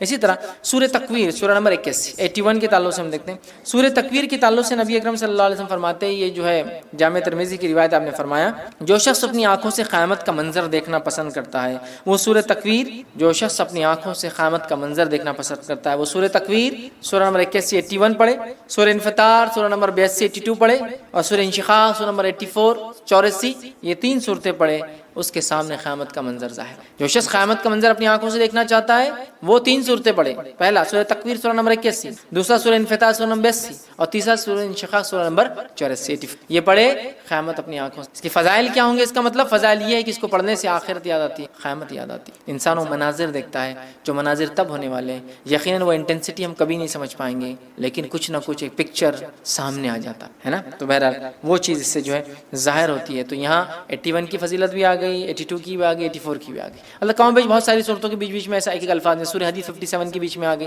حالانکہ میں نے ترتیب میں نہیں لیا تھا چونکہ ایک حدیث کا حصہ تھا وہ. آئیے اسی طرح سورہ اعلیٰ سورہ نمبر 87 کی کیا فضیلت ہے؟ سورہ اعلیٰ کے تعلق سے آتا ہے نبی اکرم صلی اللہ علیہ وسلم، یہ صحیح مسلم کی روایت ہے، نماز عیدین اور جمعہ کی نماز کی پہلی رکعت میں سورہ اعلیٰ اور دوسری رکعت میں سورہ غاشیہ تلاوت کرتے. جمعہ کی نماز میں اور عیدین کی نماز میں پہلی رکعت میں سورہ اعلیٰ، دوسری رکعت میں سورہ غاشیہ تلاوت کرتے. سورہ اعلیٰ سورہ نمبر 87، سورہ غاشیہ سورہ نمبر 88. تو 87 اور 88 2 آیتوں کی آپ ایک کے بعد ایک تلاوت کیا کرتے تھے. کتنی اہم بات ہے نا. کتنی اہم فضیلت ہے، اندازہ لگایا کہ آپ صلی اللہ علیہ وسلم اس کو تلاوت کیا کرتے تھے جمعہ اور عیدین کی نماز، پہلی رکعت میں سورہ اعلیٰ، دوسری رکعت میں سورہ غاشیہ۔ ہمیں بھی چاہیے اس کی تلاوت کریں، عموماً ہم دیکھتے ہیں بہت سارے لوگ کرتے بھی ان صورتوں کی تلاوت جمعہ کی نماز میں اور عیدین کی نماز میں، تو اس سے بھی اس کی فضیلت پتہ چلتی ہے۔ اسی طرح جو ہے نماز وتر کی پہلی رکعت میں نبی اکرم صلی اللہ علیہ وسلم سورہ اعلیٰ پڑھتے ہیں، زیادہ تر پہلی رکعت میں سورہ اعلیٰ پڑھتے ہیں، دوسری رکعت میں سورہ کافرون پڑھتے ہیں، تیسری رکعت میں سورہ اخلاص پڑھتے ہیں، ٹھیک ہے، تو اس سے بھی اس کی فضیلت پتہ چلتی ہے سورہ اعلیٰ کی کہ آپ صلی اللہ علیہ وسلم اس کو نماز میں پڑھا کرتے تھے، یاد رکھیے۔ اور خاص طور سے یہ سورہ غاشیہ سورہ نمبر 88 اس کی فضیلت آ گئی کہ یہ بھی نبی اکرم صلی اللہ علیہ وسلم جمعہ اور عیدین کے نماز میں اس کو تلاوت کرتے تھے، ٹھیک۔ اسی طرح جو ہے سورہ نمبر 109 سورہ جو ہے الکافرون، اس کی فضائل بھی دیکھتے ہیں۔ ایک مرتبہ سورہ الکافرون پڑھنے کا ثواب 1/4 قرآن پڑھنے کے برابر ہے، جیسا سورہ اخلاص کو ایک مرتبہ پڑھنے کا ثواب 1/3 قرآن پڑھنے کے برابر ہے، سورہ کافرون کے پڑھنے کا ثواب 1/4 مطلب پاؤ قرآن پڑھنے کے برابر ہے۔ کیوں؟ اس لیے کہ سورہ کافرون میں کفر کا رد ہے، کفر کا رد ہے نا، مطلب ہم جن چیزوں کی عبادت اللہ کے علاوہ دنیا میں ہوتی ہے سب کا انکار کرتے ہیں اور کہتے ہیں قل یا اہل الکافر لا اعبد ما، میں اس چیز کی عبادت نہیں کرتا ہوں جس کی عبادت کرتا ہوں، سمجھ؟ تو ہم کیا کر رہے ہیں؟ ڈینائل کر رہے ہیں، انکار کر رہے ہیں ان تمام چیزوں کی جن کی عبادت اللہ کے ساتھ یا اللہ کے علاوہ ہوتی ہے دنیا میں اندر۔ تو سورۃ الکافرون کی فضیلت ہے۔ حدیث کے الفاظ عبداللہ ابن عباس رضی اللہ عنہ اور حدیث کے راوی جامع ترمذی کی روایت نے فرمایا کہا کہ سورہ اخلاص 1/3 قرآن کے برابر 1/3 آف دا قرآن کے برابر ہے، اور سورہ کافرون 1/4 1/4 قرآن کے برابر ہے، یاد رکھ۔ تو یہاں اس کی فضیلت آتی ہے۔ اسی طرح جو ایک فضیلت اس کی جو آتی ہے وہ یہ ہے کہ روایت کے اندر یہ الفاظ ہے کہ نبی اکرم صلی اللہ علیہ وسلم کی خدمت میں جو ہے فروہ بن نوفل رضی اللہ عنہ حاضر ہوئے اور کہا اللہ کے رسول صلی اللہ علیہ وسلم مجھے کوئی ایسی چیز بتائیے جو میں سوتے وقت پڑھوں، سوتے وقت جو چیز میں پڑھوں۔ تو نبی اکرم صلی اللہ علیہ وسلم نے فرمایا قل یا ایھا الکافرون پڑھو، یہ شرک سے بری کر دیتی۔ کیا کرو؟ تم قل یا ایھا الکافرون پڑھو سونے سے پہلے، یہ تم کو شرک سے بری کر، کیونکہ آپ جو چیزیں ہیں جن کی عبادت اللہ کے ساتھ یا اللہ کے علاوہ ہوتی ہے ان کا انکار کرتے ہیں۔ تو گویا ایک آدمی سورہ کافرون پڑھ کے جب سوتا ہے شرک سے برات کر کے، نفرت کا اظہار کر کے کہ میں بری ہوں جن چیزوں کی عبادت تم اللہ کے علاوہ، جن چیزوں کو تم ایسوسیٹ کرتے ہو اللہ کے ساتھ، میں ان سے بری ہو کر سو رہا ہوں۔ تو ایک صحابی کو آپ نے فرمایا رات میں سوتے وقت کیا پڑھنا چاہتے ہو؟ سورۃ الکافرون پڑھ کر تم سو۔ اسی طرح طبرانی کی روایت میں آتا ہے کہ علی رضی اللہ عنہ فرماتے ہیں کہ دوران نماز نبی اکرم صلی اللہ علیہ وسلم کو ایک بچھو نے کاٹ لیا، آپ نماز پڑھ رہے ہیں اور طبرانی کی روایت میں آپ کو ایک بچھو نے کاٹ لیا۔ جب آپ صلی اللہ علیہ وسلم نماز سے فارغ ہوئے تو بچھو کو آپ نے مارا اور کہا اللہ کی لعنت ہو بچھوؤں پر، یہ نبی اور غیر نبی کس کو بھی نہیں چھوڑتے، اللہ کی لعنت ہو بچھو پر، یہ ایک ایسا جانور ہے موذی، یہ نبی اور غیر نبی کسی کو نہیں چھوڑتا ہے، سب کو ڈس لیتا ہے، اس میں تمیز ہی نہیں اس کے۔ پھر آپ صلی اللہ علیہ وسلم نے پانی اور نمک منگوایا، ٹھیک، اور دونوں کو ملا کر، پانی اور نمک کو ملا کر اس پہ ملا، زخم پر اس کو ملا، اور ساتھ میں سورہ کافرون اور معوذتین پڑھ کر دم کیا۔ سورہ کافرون سورہ نمبر 109 اور معوذتین سورہ نمبر 113 اور 114 پڑھ کر دم زخم پہ دم کیا، پڑھ کے پھونکا۔ اس نمک اور پانی خصوصیت رکھتا ہے کہ زہر کے اثر کو کم کرے، زخم کو بھرے جو بچھو کاٹنے سے، اور پڑھنے سے یاد رکھیے جب سورہ کافرون اور سورہ فلق اور سورہ ناس پڑھ کے آپ نے دم کیا تو اثر کم ہو۔ ایک روایت میں آتا ہے کہ آپ نے سورہ اخلاص، سورہ فلق اور سورہ ناس پڑھی، ٹھیک ہے۔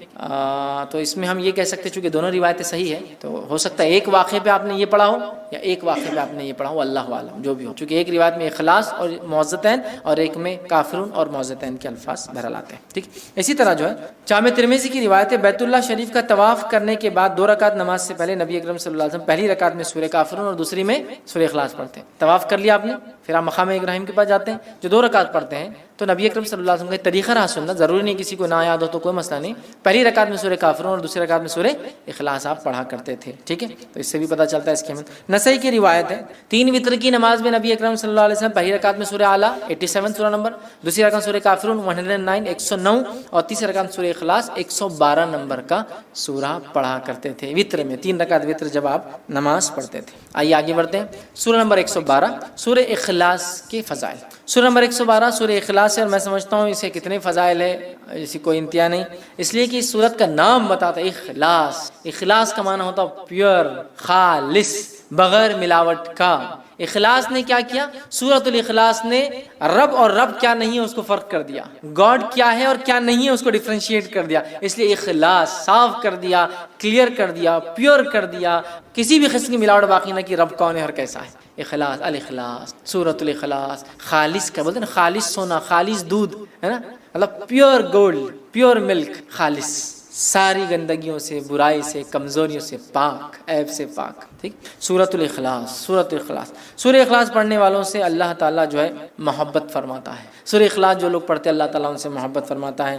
مسلم کی روایت ہے، ماں عائشہ رضی اللہ عنہا فرماتی اور کہتی ہے کہ اللہ کے رسول صلی اللہ علیہ وسلم نے ایک شخص کے قیادت میں لشکر بھیجا، مطلب ایک شخص کی قیادت میں، لیڈرشپ میں ایک بٹالین، ایک لشکر جو ہے آپ نے بھیجا. وہ صاحب جب نماز پڑھاتے تو اپنی قرأت میں سورہ اخلاص پر ختم کرتے، مطلب جب بھی نماز پڑھاتے جو ختم کرتے نماز تو اینڈنگ سورہ اخلاص، مطلب اگر ایک سورہ پڑھا تو دوسرا سورہ اخلاص آخر میں ہوتا ہی تھا، اینڈنگ سورہ اخلاص. آنے کے بعد لوگوں نے کہا اللہ کے رسول صلی اللہ علیہ وسلم یہ صاحب کیا کرتے تھے، ہر نماز کے اینڈ میں سورہ اخلاص ایڈ رہتا تھا ان کا ایڈیشن، تو ختم کرتے. جب لشکر واپس آیا تو لوگوں نے رسول اللہ صلی اللہ علیہ وسلم ذکر کیا. آپ صلی اللہ علیہ وسلم نے ارشاد فرمایا اس سے دریافت کرو ایسا کیوں کرتا تھا. لوگوں نے اسے دریافت جا کر پوچھا تم ایسا کیوں کرتے تھے، تو اس نے جواب دیا یہ سورہ رحمان کی صفت بیان کرتا ہے، یہ سورہ رحمان کے، رب کے اوصاف، کیریکٹرسٹکس بیان کرتا ہے. قل هو اللہ واحد، کہہ دو وہ اللہ ایک ہے، اللہ الصمد، اللہ بے نیاز، لم یلد ولم، ٹھیک ہے، لم یلد ولم یولد، وہ کسی سے پیدا نہیں ہوا اور اس کے کوئی ماں باپ نہیں، مطلب نہ اس نے کسی کو پیدا کیا، نہ وہ کسی سے پیدا بنا، وہ اس کے کوئی ماں باپ ہے، نہ اس کو بیوی ہے، نہ اس کے کوئی بچے ہیں. ولم یکن لہ کفوا احد، اور اس جیسا دوسرا کوئی نہیں. تو رب رحمان کی صفت یہ صورت بیان کرتی ہے. تو اس شخص نے کہا مجھے چونکہ اس میں رحمان کی صفتیں بیان ہوتی ہیں اس لیے میں اس کو پڑھتا ہوں، لہٰذا میں اسے پڑھتا ہوں اور اس کو پسند بھی کرتا ہوں چونکہ اللہ کی صفتیں ہیں.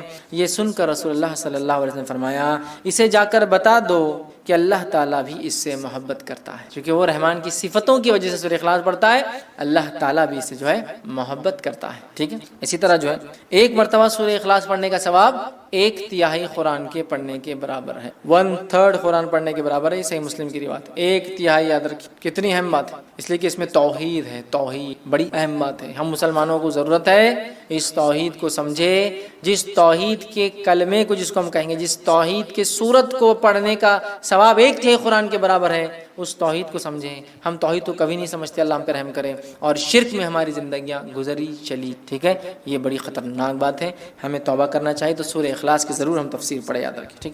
اسی طرح سورہ اخلاص سے محبت اور اس کی کثرت سے تلاوت جنت میں جانے کا باعث ہے. اس سے محبت اور کثرت سے اس کی تلاوت جنت میں جانے کا باعث ہے. ابو ہریرہ رضی اللہ عنہ فرماتے ہیں رسول اکرم صلی اللہ علیہ وسلم کے ساتھ میں تھا، آپ صلی اللہ علیہ وسلم نے ایک آدمی کو قل واللہ احد پڑھتے ہوئے سنا تو آپ صلی اللہ علیہ وسلم نے فرمایا اس کے لیے واجب ہو گئی. میں نے عرض کیا کیا واجب ہو گئی، تو آپ صلی اللہ علیہ وسلم نے ارشاد فرمایا جنت. سورہ اخلاص پڑھا، آپ صلی اللہ علیہ وسلم نے فرمایا اس کے لیے واجب ہو گئی. میں نے پوچھا کیا واجب ہو گئی اس کے لیے، تو کہا جنت. تو ابو کیا لگ رہا، صرف قل واللہ احد اللہ الصمد لم یلد ولم یولد ولم یکن لہ کفوا احد، جنت میرے واجب ہو گئی. یہ کلمے کے مطابق میری پوری زندگی گزرے مجھ پر جنت، یہ کلمے کے مطابق میری پوری زندگی گزرے اور میری موت اخلاص توحید پر ہی آئے، یہ میرے لیے واجب ہے، اب جنت میں. تو آپ سمجھ رہے ہیں کتنی اہم بات ہے. سورہ اخلاص معمولی نہیں، یاد رکھیں. اسی طرح جو ہے 10 مرتبہ سورہ اخلاص پڑھنے والے کے لیے جنت میں ایک گھر تعمیر کر دیا جاتا ہے. اب آپ دیکھیے غور سے، یہ پہلی صورت آئی جس میں کوانٹٹی آئی کتنی بار پڑھنا ہے، باقی کسی میں بھی کوانٹٹی نہیں تھی اب تک. تو آپ جس کو بولیں گے آپ تعداد مت طے کیجیے اب صورتوں کتنا پڑھنا ہے، بس پڑھتے جائیے. یہاں کوانٹٹی ہے، اگر اس نیت سے 10 بار پڑھی جائے کہ اس سے جو ہے جنت میں گھر چاہیے تو پھر اسی کوانٹٹی فکس ہے، پھر 10 بار ایک ساتھ پڑھنا ہے. آئیے حدیث کے الفاظ، مسند احمد کی روایت ہے. معاذ بن انس رضی اللہ عنہ فرماتے اور کہتے ہیں رسول اللہ صلی اللہ علیہ وسلم فرمایا جس نے قل واللہ احد آخر تک 10 بار پڑھی اس کے لیے اللہ تعالیٰ جنت میں گھر تعمیر کرتے. جس نے سورہ اخلاص کو 10 بار پڑھا اللہ تعالیٰ اس کے لیے جنت میں ایک گھر تعمیر کرتے ہیں. سمجھ رہا بات کو، گھر تعمیر کرتے اللہ تعالیٰ کس شخص کے لیے، جو سورہ اخلاص کو 10 بار پڑھتا ہے، یاد رکھیے. تو آپ دیکھیے کتنی بڑی فضیلت ہے کہ 10 ٹائمز کا ریسیٹیشن جنت میں ایک گھر، مذاق نہیں. ٹھیک ہے. اسی طرح شیطان کے وسوسوں سے بچنے کے لیے سورہ اخلاص پڑھ کر بائیں جانب، ٹھیک، بائیں مطلب لیفٹ ہینڈ جو ہے 3 مرتبہ تھوکنا چاہیے. یہ وسوسے جو کنٹینیو آتے ہیں نا اس کا بھی علاج ہے اس کے اندر. ٹھیک. حدیث کا الفاظ سنیے، جو ہے ابو داؤد کی روایت ہے، جو ہے ابو سلمہ بن عبد الرحمن رضی اللہ عنہ کہتے ہیں کہ رسول اللہ صلی اللہ علیہ وسلم نے فرماتے ہوئے سنا ہے کہ ایک وقت آئیں گا لوگ ایک دوسرے سے بہت زیادہ سوال کریں گے، بہت زیادہ سوال کریں گے، حتیٰ کہ ایک کہنے والا کہیں گا اچھا مخلوق کو اللہ نے پیدا فرمایا.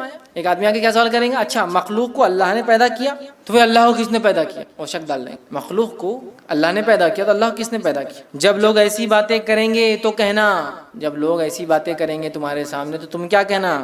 اللہ احد اللہ الصمد لم یلد ولم یولد ولم یکن لہ کفوا احد. خطرناک وسوسہ ہے نا، اللہ کو کس نے پیدا کیا؟ ٹھیک ہے، یہ پڑھ لینا. اللہ ایک ہے، اللہ بے نیاز ہے، اس نے کسی کو نہیں پیدا کیا، اس سے کوئی پیدا نہیں ہوا، اور اس کا ہمسر اس کے برابر کوئی نہیں ہے. پھر 3 مرتبہ بائیں طرف لیفٹ ہینڈ کی طرف تھوک کر شیطان سے اللہ تعالیٰ کی پناہ طلب کرنا. ادھر تھوکنا ہے لیفٹ ہینڈ، اعوذ باللہ من الشیطان الرجیم. یہ پڑھ کر 3 بار تھوک کر شیطان سے اللہ تعالیٰ میں پناہ لینا، اعوذ باللہ من الشیطان الرجیم پڑھنا. نماز میں وسوسے آئے تو اس کا طریقہ الگ ہے. نماز میں وسوسے آئے اعوذ باللہ من الشیطان الرجیم، ادھر تھوکنا ہے لیفٹ ہینڈ. اور اللہ تعالیٰ کی ذات میں وسوسہ ڈال رہا ہے غیر نماز میں تو اللہ احد اللہ الصمد لم یلد ولم یولد ولم یکن لہ کفوا احد، ادھر تھوکنا ہے لیفٹ ہینڈ، تو یہ نکل جاتا ہے. اب ایک چیز چونکہ میں نے بول دیا ہوں تو اب اس کو کچھ نہ کچھ لاجیکل آپ کو کچھ آنسر دیتا ہوں بات سمجھنے کے لیے. اللہ کو کس نے پیدا کیا؟ لوگ سوال کرتے ہیں. بہت سارے ایتھیسٹ وغیرہ ایسے لوگ ہم سے بھی کر سکتے دعوتی فیلڈ میں، ٹھیک، یا وہ لوگ جو اللہ کو نہیں مانتے ہیں، گاڈ کو نہیں مانتے ہیں، کریٹر کو نہیں مانتے ہیں. میں ایک ایگزامپل دے کے بات سمجھاتا ہوں. اگر کوئی بول رہا ہے کہ بی کو کس نے پیدا کیا تو ہم کہہ رہے سی، تو سی کو کس نے پیدا کیا تو ہم کہہ رہے ڈی، تو ڈی کو کس نے پیدا کیا تو ہم کہہ رہے ای. کوئی نہ کوئی تو فرسٹ ہوگا جس کو کسی نے نہیں پیدا کیا ہوگا. ورڈ نیچرل ہے. آپ کتنا بھی لمبا جائیے، جانے کے بعد ایک سرٹن پوائنٹ پہ آ کے آپ کو یہ بات تو ماننا پڑیں گی کوئی ایک تھا جو بغیر بنائے بنا ہے. دیکھیں اللہ کو کس نے پیدا کیا، اس کو کسی نے پیدا کیا تو اس کو کس نے پیدا کیا، پھر اس کو تو بات تو وہی چاہ کے پھر جو فرسٹ ہے پھر وہی ہوگا اس کو کس نے پیدا کیا. کوشچن تو اینڈ لیس ہے. تو ہم کہہ رہے ہیں جو نہیں پیدا ہوا اللہ ہے اور جس سے سب کچھ پیدا ہوا وہ اس کی مخلوق ہے. ختم.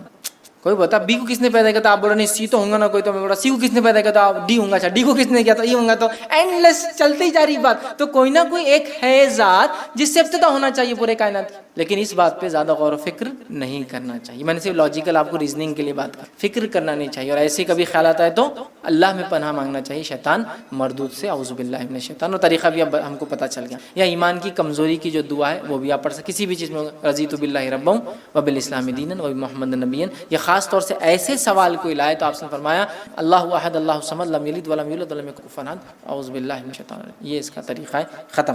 لاجیکلی آپ کو ایکسپلین کر دیا میں نے. ٹھیک.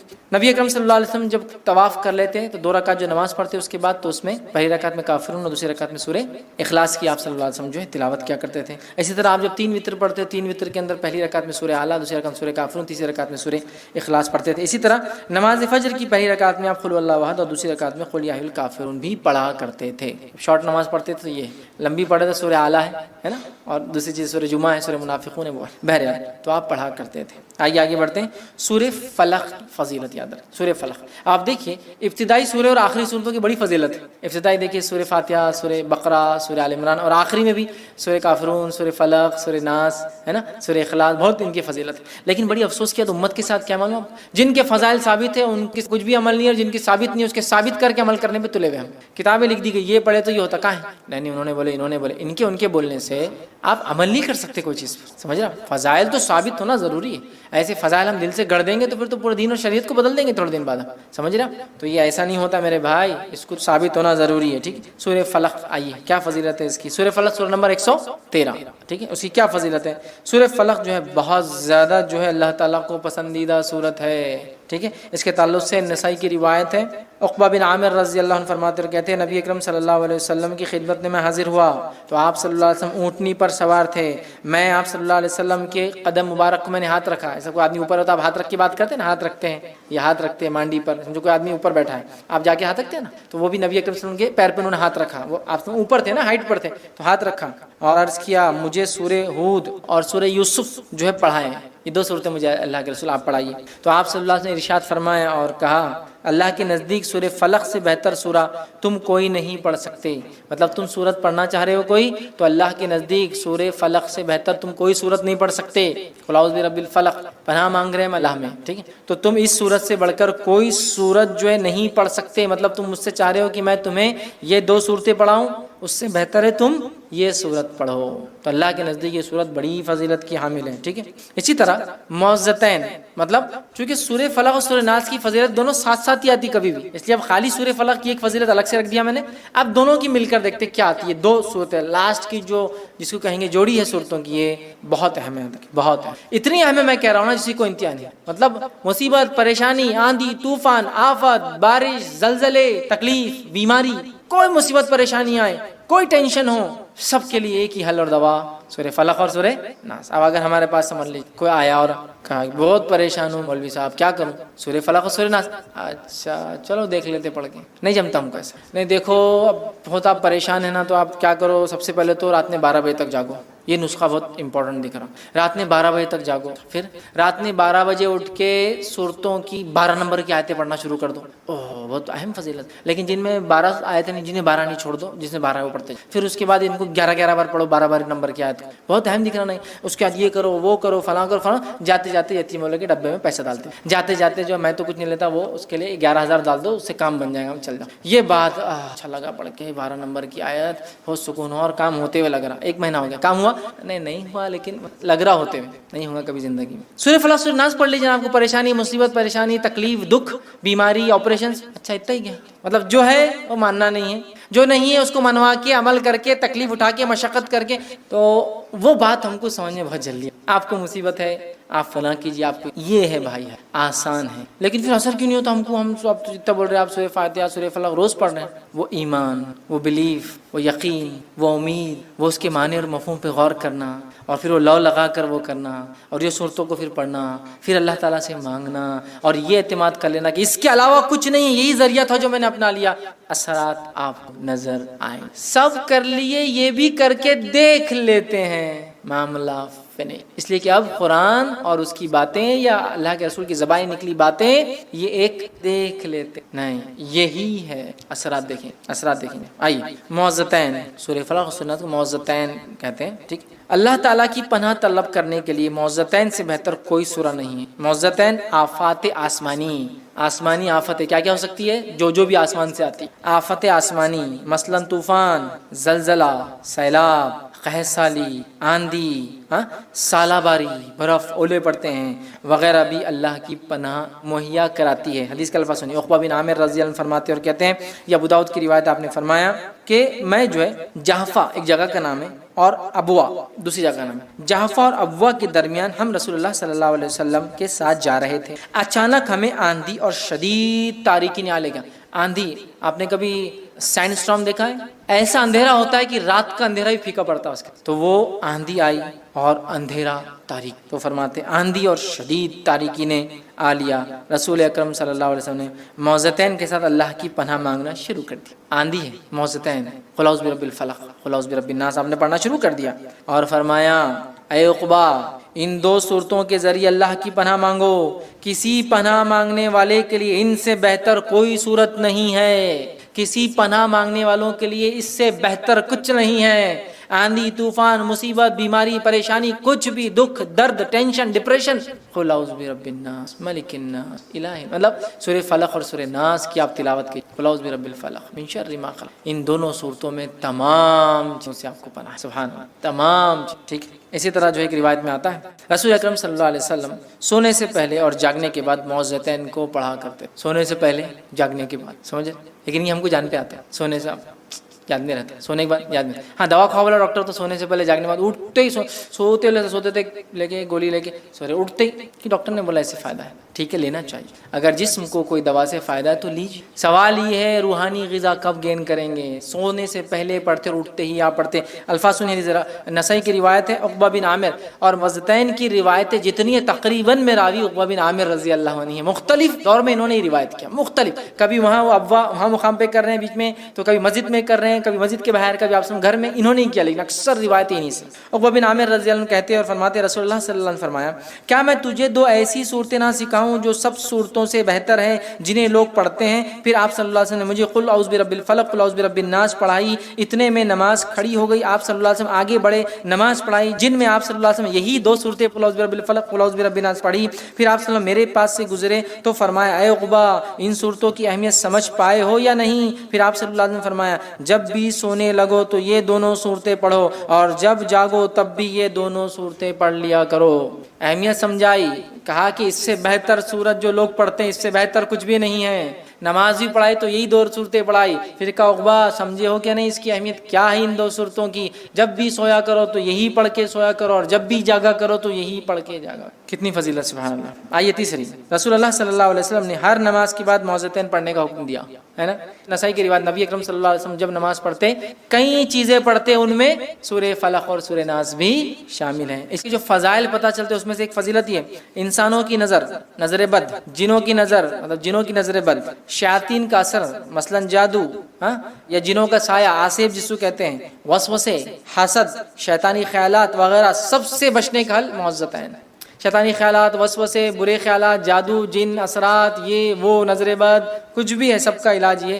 ابو سعید رضی اللہ عنہ کہتے ہیں رسول اللہ صلی اللہ علیہ وسلم جنات اور انسان کی نظر بد سے بچنے کے لیے اللہ تعالیٰ کی پناہ طلب کرنے کے لیے مختلف دعائیں پڑھا کرتے تھے، لیکن جب معوذتین سورہ فلق اور سورہ نازل ہوئی آپ صلی اللہ علیہ وسلم باقی دعائیں چھوڑ دی اور آپ صرف یہ دو پڑھتے تھے۔ ایک روایت میں آپ صلی اللہ علیہ وسلم اپنے نواسوں پہ نظر بد سے بچنے کے لیے دعائیں پڑھتے تھے مختلف۔ سورہ فلق اور سورہ ناس نازل ہونے کے بعد آپ نے وہ دعائیں چھوڑ کر یہ پڑھنا شروع کر دی، دم کرنے۔ بچوں کو چھوٹے نظر بد لگتی نا، دم کرتے، ہم پتہ نہیں کیا جھاڑو اور کیا انڈے اور کیا نمک، کیا مرچی، بھلاوے، لیمبو اس سے اتار رہے ہیں۔ آپ صلی اللہ علیہ وسلم فلق اور ناس پڑھا، تھوک تھوکی لگا دی، دم کیا، اس میں تھوک اڑتا ہے، ختم۔ اب بہت سارے لوگ ارے تھوک ایسا بولتے ہیں نا، آپ کو پتہ ہے بہت ساری دوائیں کیسی بنتی ہے، کن چیزوں سے بنتی ہے، جو دکھتا نہیں وہ ہم سب کھانے کو تیار ہے، جو دکھتا ہے اس کے بارے میں ہم کو بہت برا لگتا ہے۔ اور کیا لعاب، تھوک گندی چیز ہے، لعاب ناپاک نہیں ہوتا تو پھر نماز میں نکل جائے تو ہماری نماز وضو ٹوٹ جانا چاہیے تھا، ناپاک چیز تھوڑی ہے نا۔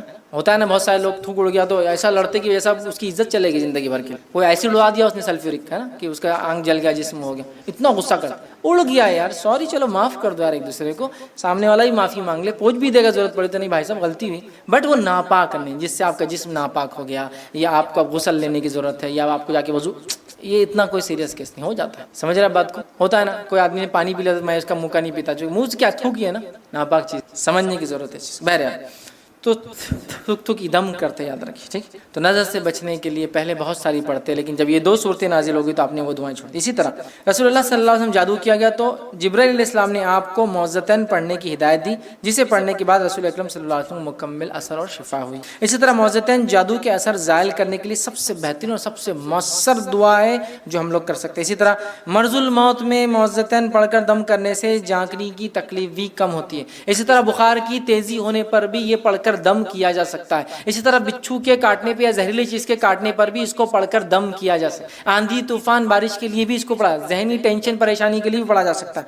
حضرت عائشہ رضی اللہ عنہا فرماتی اور کہتی ہے، اور یہ روایت بخاری کی ہے، وہ کہتی ہے نبی اکرم صلی اللہ علیہ وسلم جب بیمار ہوتے تو معوذتین پڑھ کر اوپر پھونکتے اپنے، ٹھیک۔ مرض الموت میں آپ صلی اللہ علیہ وسلم کی بیماری شدت اختیار کر گئی، مطلب وہ مرض جس میں آپ کا انتقال ہو گیا شدت اختیار کی، تو میں معوذتین مطلب آپ نہیں پڑھ پائے تو مجھ سے کہا تو میں معوذتین پڑھ کر آپ صلی اللہ علیہ وسلم پر پھونکتی اور برکت کی خاطر آپ کا دست مبارک آپ کے جسم اتھر پر پھیرتی، آپ ہی کا ہاتھ لے کر آپ پہ میں پھیر خود کا ہاتھ۔ نبی اکرم صلی اللہ علیہ وسلم آپ رات میں سورہ فلق اور سورہ ناس پڑھ کر دم کرتے، پھونکتے، دم کرتے، اور پہلے بال مبارک مطلب سر مبارک، پھر چہرے مبارک اور جسم کے سامنے کے پورے حصے پر جہاں تک ہاتھ جاتا ہے پھرتے، سونے سے پہلے پڑھ لیا سورہ فلق، سر، چہرہ اور جسم کا جہاں تک ہاتھ جاتا وہاں ملا کرتے، ٹھیک ہے، آپ کا خود کا عمل تھا۔ اسی طرح جو ہے معوذتین فضیلت اور اجر و ثواب کے اعتبار سے اپنی مثال آپ ہے، ان کا کوئی مثال ایگزامپل ان کے برابر نہیں ہے۔ یہ روایت جو ہے مسلم کی ہے، عقبہ بن عامر رضی اللہ عنہ اس کے راوی فرماتے کہتے ہیں رسول اللہ صلی اللہ علیہ وسلم نے فرمایا تم نے غور کیا آج کی رات مجھ پر ایسی آیت نازل ہوئی ہے کہ اس سے پہلے کبھی ایسی آیت نہیں دیکھی گئی ہے، اور وہ قل اعوذ برب الفلق اور قل اعوذ بالناس، یونیک ہے، اس کی مثال کوئی دوسری سبسٹیوٹ نہیں ہے ان دو صورت۔ اپنا لیجیے، ان کو عادت بنا لیجیے، ٹھیک، اور اس کو ایمان کے ساتھ پختہ یقین کے ساتھ پڑھی کہ اس میں اثر ہے، وہ چلتا ہے بولے تو کچھ اثر نہیں ہو، یہی ہے، یہی، اور اس اس کے ساتھ دنیاوی سارے ذرائع استعمال کیجیے، اسلام نہیں روکتا۔ آپ صلی اللہ علیہ وسلم بچھو نے کاٹا، آپ نے پانی اور نمک منگایا، پانی میں نمک ملا کے زخم پر ملنا شروع کیا، سورہ فلق، سورہ ناس، سورہ کافرون یا سورہ اخلاص پڑھ کے دم کیا، دنیاوی ریمیڈی بھی چالو ہے اور اللہ تعالیٰ کی طرف سے دی گئی جو جس میں جسمانی بھی شفا ہے اور روحانی بھی ہے وہ بھی چالو۔ اسلام نہیں روکتا اس سے، ٹھیک، بیماری ہے انجیکشن لیجئے، گولی لیجئے، دوا لیجئے، اور ساتھ میں سورہ فلق سورہ ناس بھی چالو، اور ایمان کے ساتھ پختہ کہ یہ چیز اثر دکھائیں گی اور یہ چیز اثر دیں گی باقی تمام چیز۔ اللہ کے کلام کی خصوصیت یہ ہے۔ اب آئیے آخری بس ختم کرتے ہیں بات کو، سورہ اخلاص، سورہ فلق اور سورہ ناس، یہ تینوں کی جوڑی کی بڑی فضیلت ہے، وہ بھی رکھ دیتا ہوں۔ پہلے سورہ اخلاص الگ دیکھ لیا، سورہ فلق الگ دیکھ لیا، پھر سورہ فلق اور سورہ ناس چونکہ ایک ساتھ آتے ہیں وہ دیکھ لی۔ اب یہ تینوں کو دیکھ لیتے ہیں، ان تینوں کی کیا فائدے ہیں، اور بات کو ختم کرتے ہیں، ٹھیک، ایک ساتھ پڑھنے کی فضائل کیا ہے۔ آپ صلی اللہ علیہ وسلم فرمایا توریت، زبور اور انجیل، حتیٰ کہ قرآن مجید میں بھی کوئی سورت سورہ اخلاص، سورہ فلق اور سورہ ناس جیسی فضائل نہیں رکھتی۔ توریت، انجیل، زبور میں تو تھی نہیں یہ تینوں بھی، اور اس جیسی فضیلت والی کوئی سورت قرآن میں بھی نہیں ہے، ان کا کوئی برابر ہم پلہ نہیں۔ اس طرح آپ نے فرمایا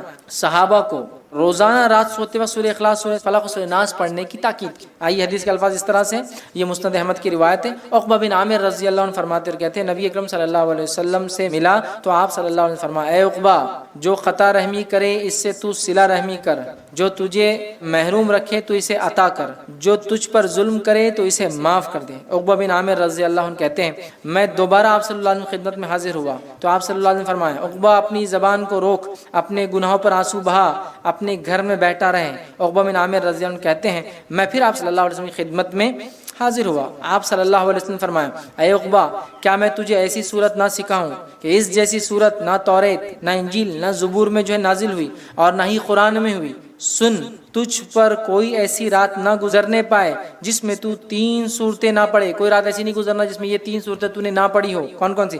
قل هو اللہ احد، قل اعوذ برب الفلق، قل اعوذ برب الناس۔ اسی طرح آپ صلی اللہ علیہ وسلم فرماتے ہیں، ابو داؤد کی روایت ہے جو ہے حضرت خبیب رضی اللہ عنہ کے راوی وہ کہتے ہیں کہ شدید بارش اور تاریکی کی رات میں ہم رسول اللہ صلی اللہ علیہ وسلم کو تلاش کرنے لگے تاکہ وہ ہمیں نماز پڑھائے، عشاء کی نماز شاید نہیں پڑھے تھے، نکلے ڈھونڈنے، ہم نے آپ صلی اللہ علیہ وسلم تلاش کر لیا، آپ صلی اللہ علیہ وسلم نے دریافت فرمایا، اور تلاش کر لیا ہم نے کسی جگہ مل گئے آپ صلی اللہ علیہ وسلم، دریافت فرمایا کیا تم نے نماز پڑھ لی؟ آپ صلی اللہ علیہ وسلم ہم سے پوچھا، جب میں نے جواب نہ دیا تب آپ صلی اللہ علیہ وسلم فرمایا کہو، میں نے پھر بھی کچھ جواب نہیں دیا، پھر آپ سے پوچھا، وہ کہتے ہیں میں نے کچھ بھی نہیں جواب دیا، تیسری بار جب کہا آپ صلی اللہ علیہ وسلم تو میں نے عرض کیا اے اللہ کے رسول صلی اللہ علیہ وسلم نہیں، تو آپ نے ارشاد فرمایا شام اور صبح کے وقت 3 مرتبہ، شام اور صبح کے وقت 3 مرتبہ 3 ٹائمز سورہ اخلاص اور معوذتین سورہ فلق و ناس پڑھو، یہ ہر مصیبت اور تکلیف سے بچنے کے لیے 3 ٹائمز ڈے اینڈ نائٹ، صبح اور شام، مطلب صبح اور شام یہ 3 صورتوں کو پڑھنا ہے اور اس کو جو ہے دم کرنا، یاد رکھیے یہ تیرے لیے ہر تکلیف سے بچاؤ کے لیے کافی۔ اسی طرح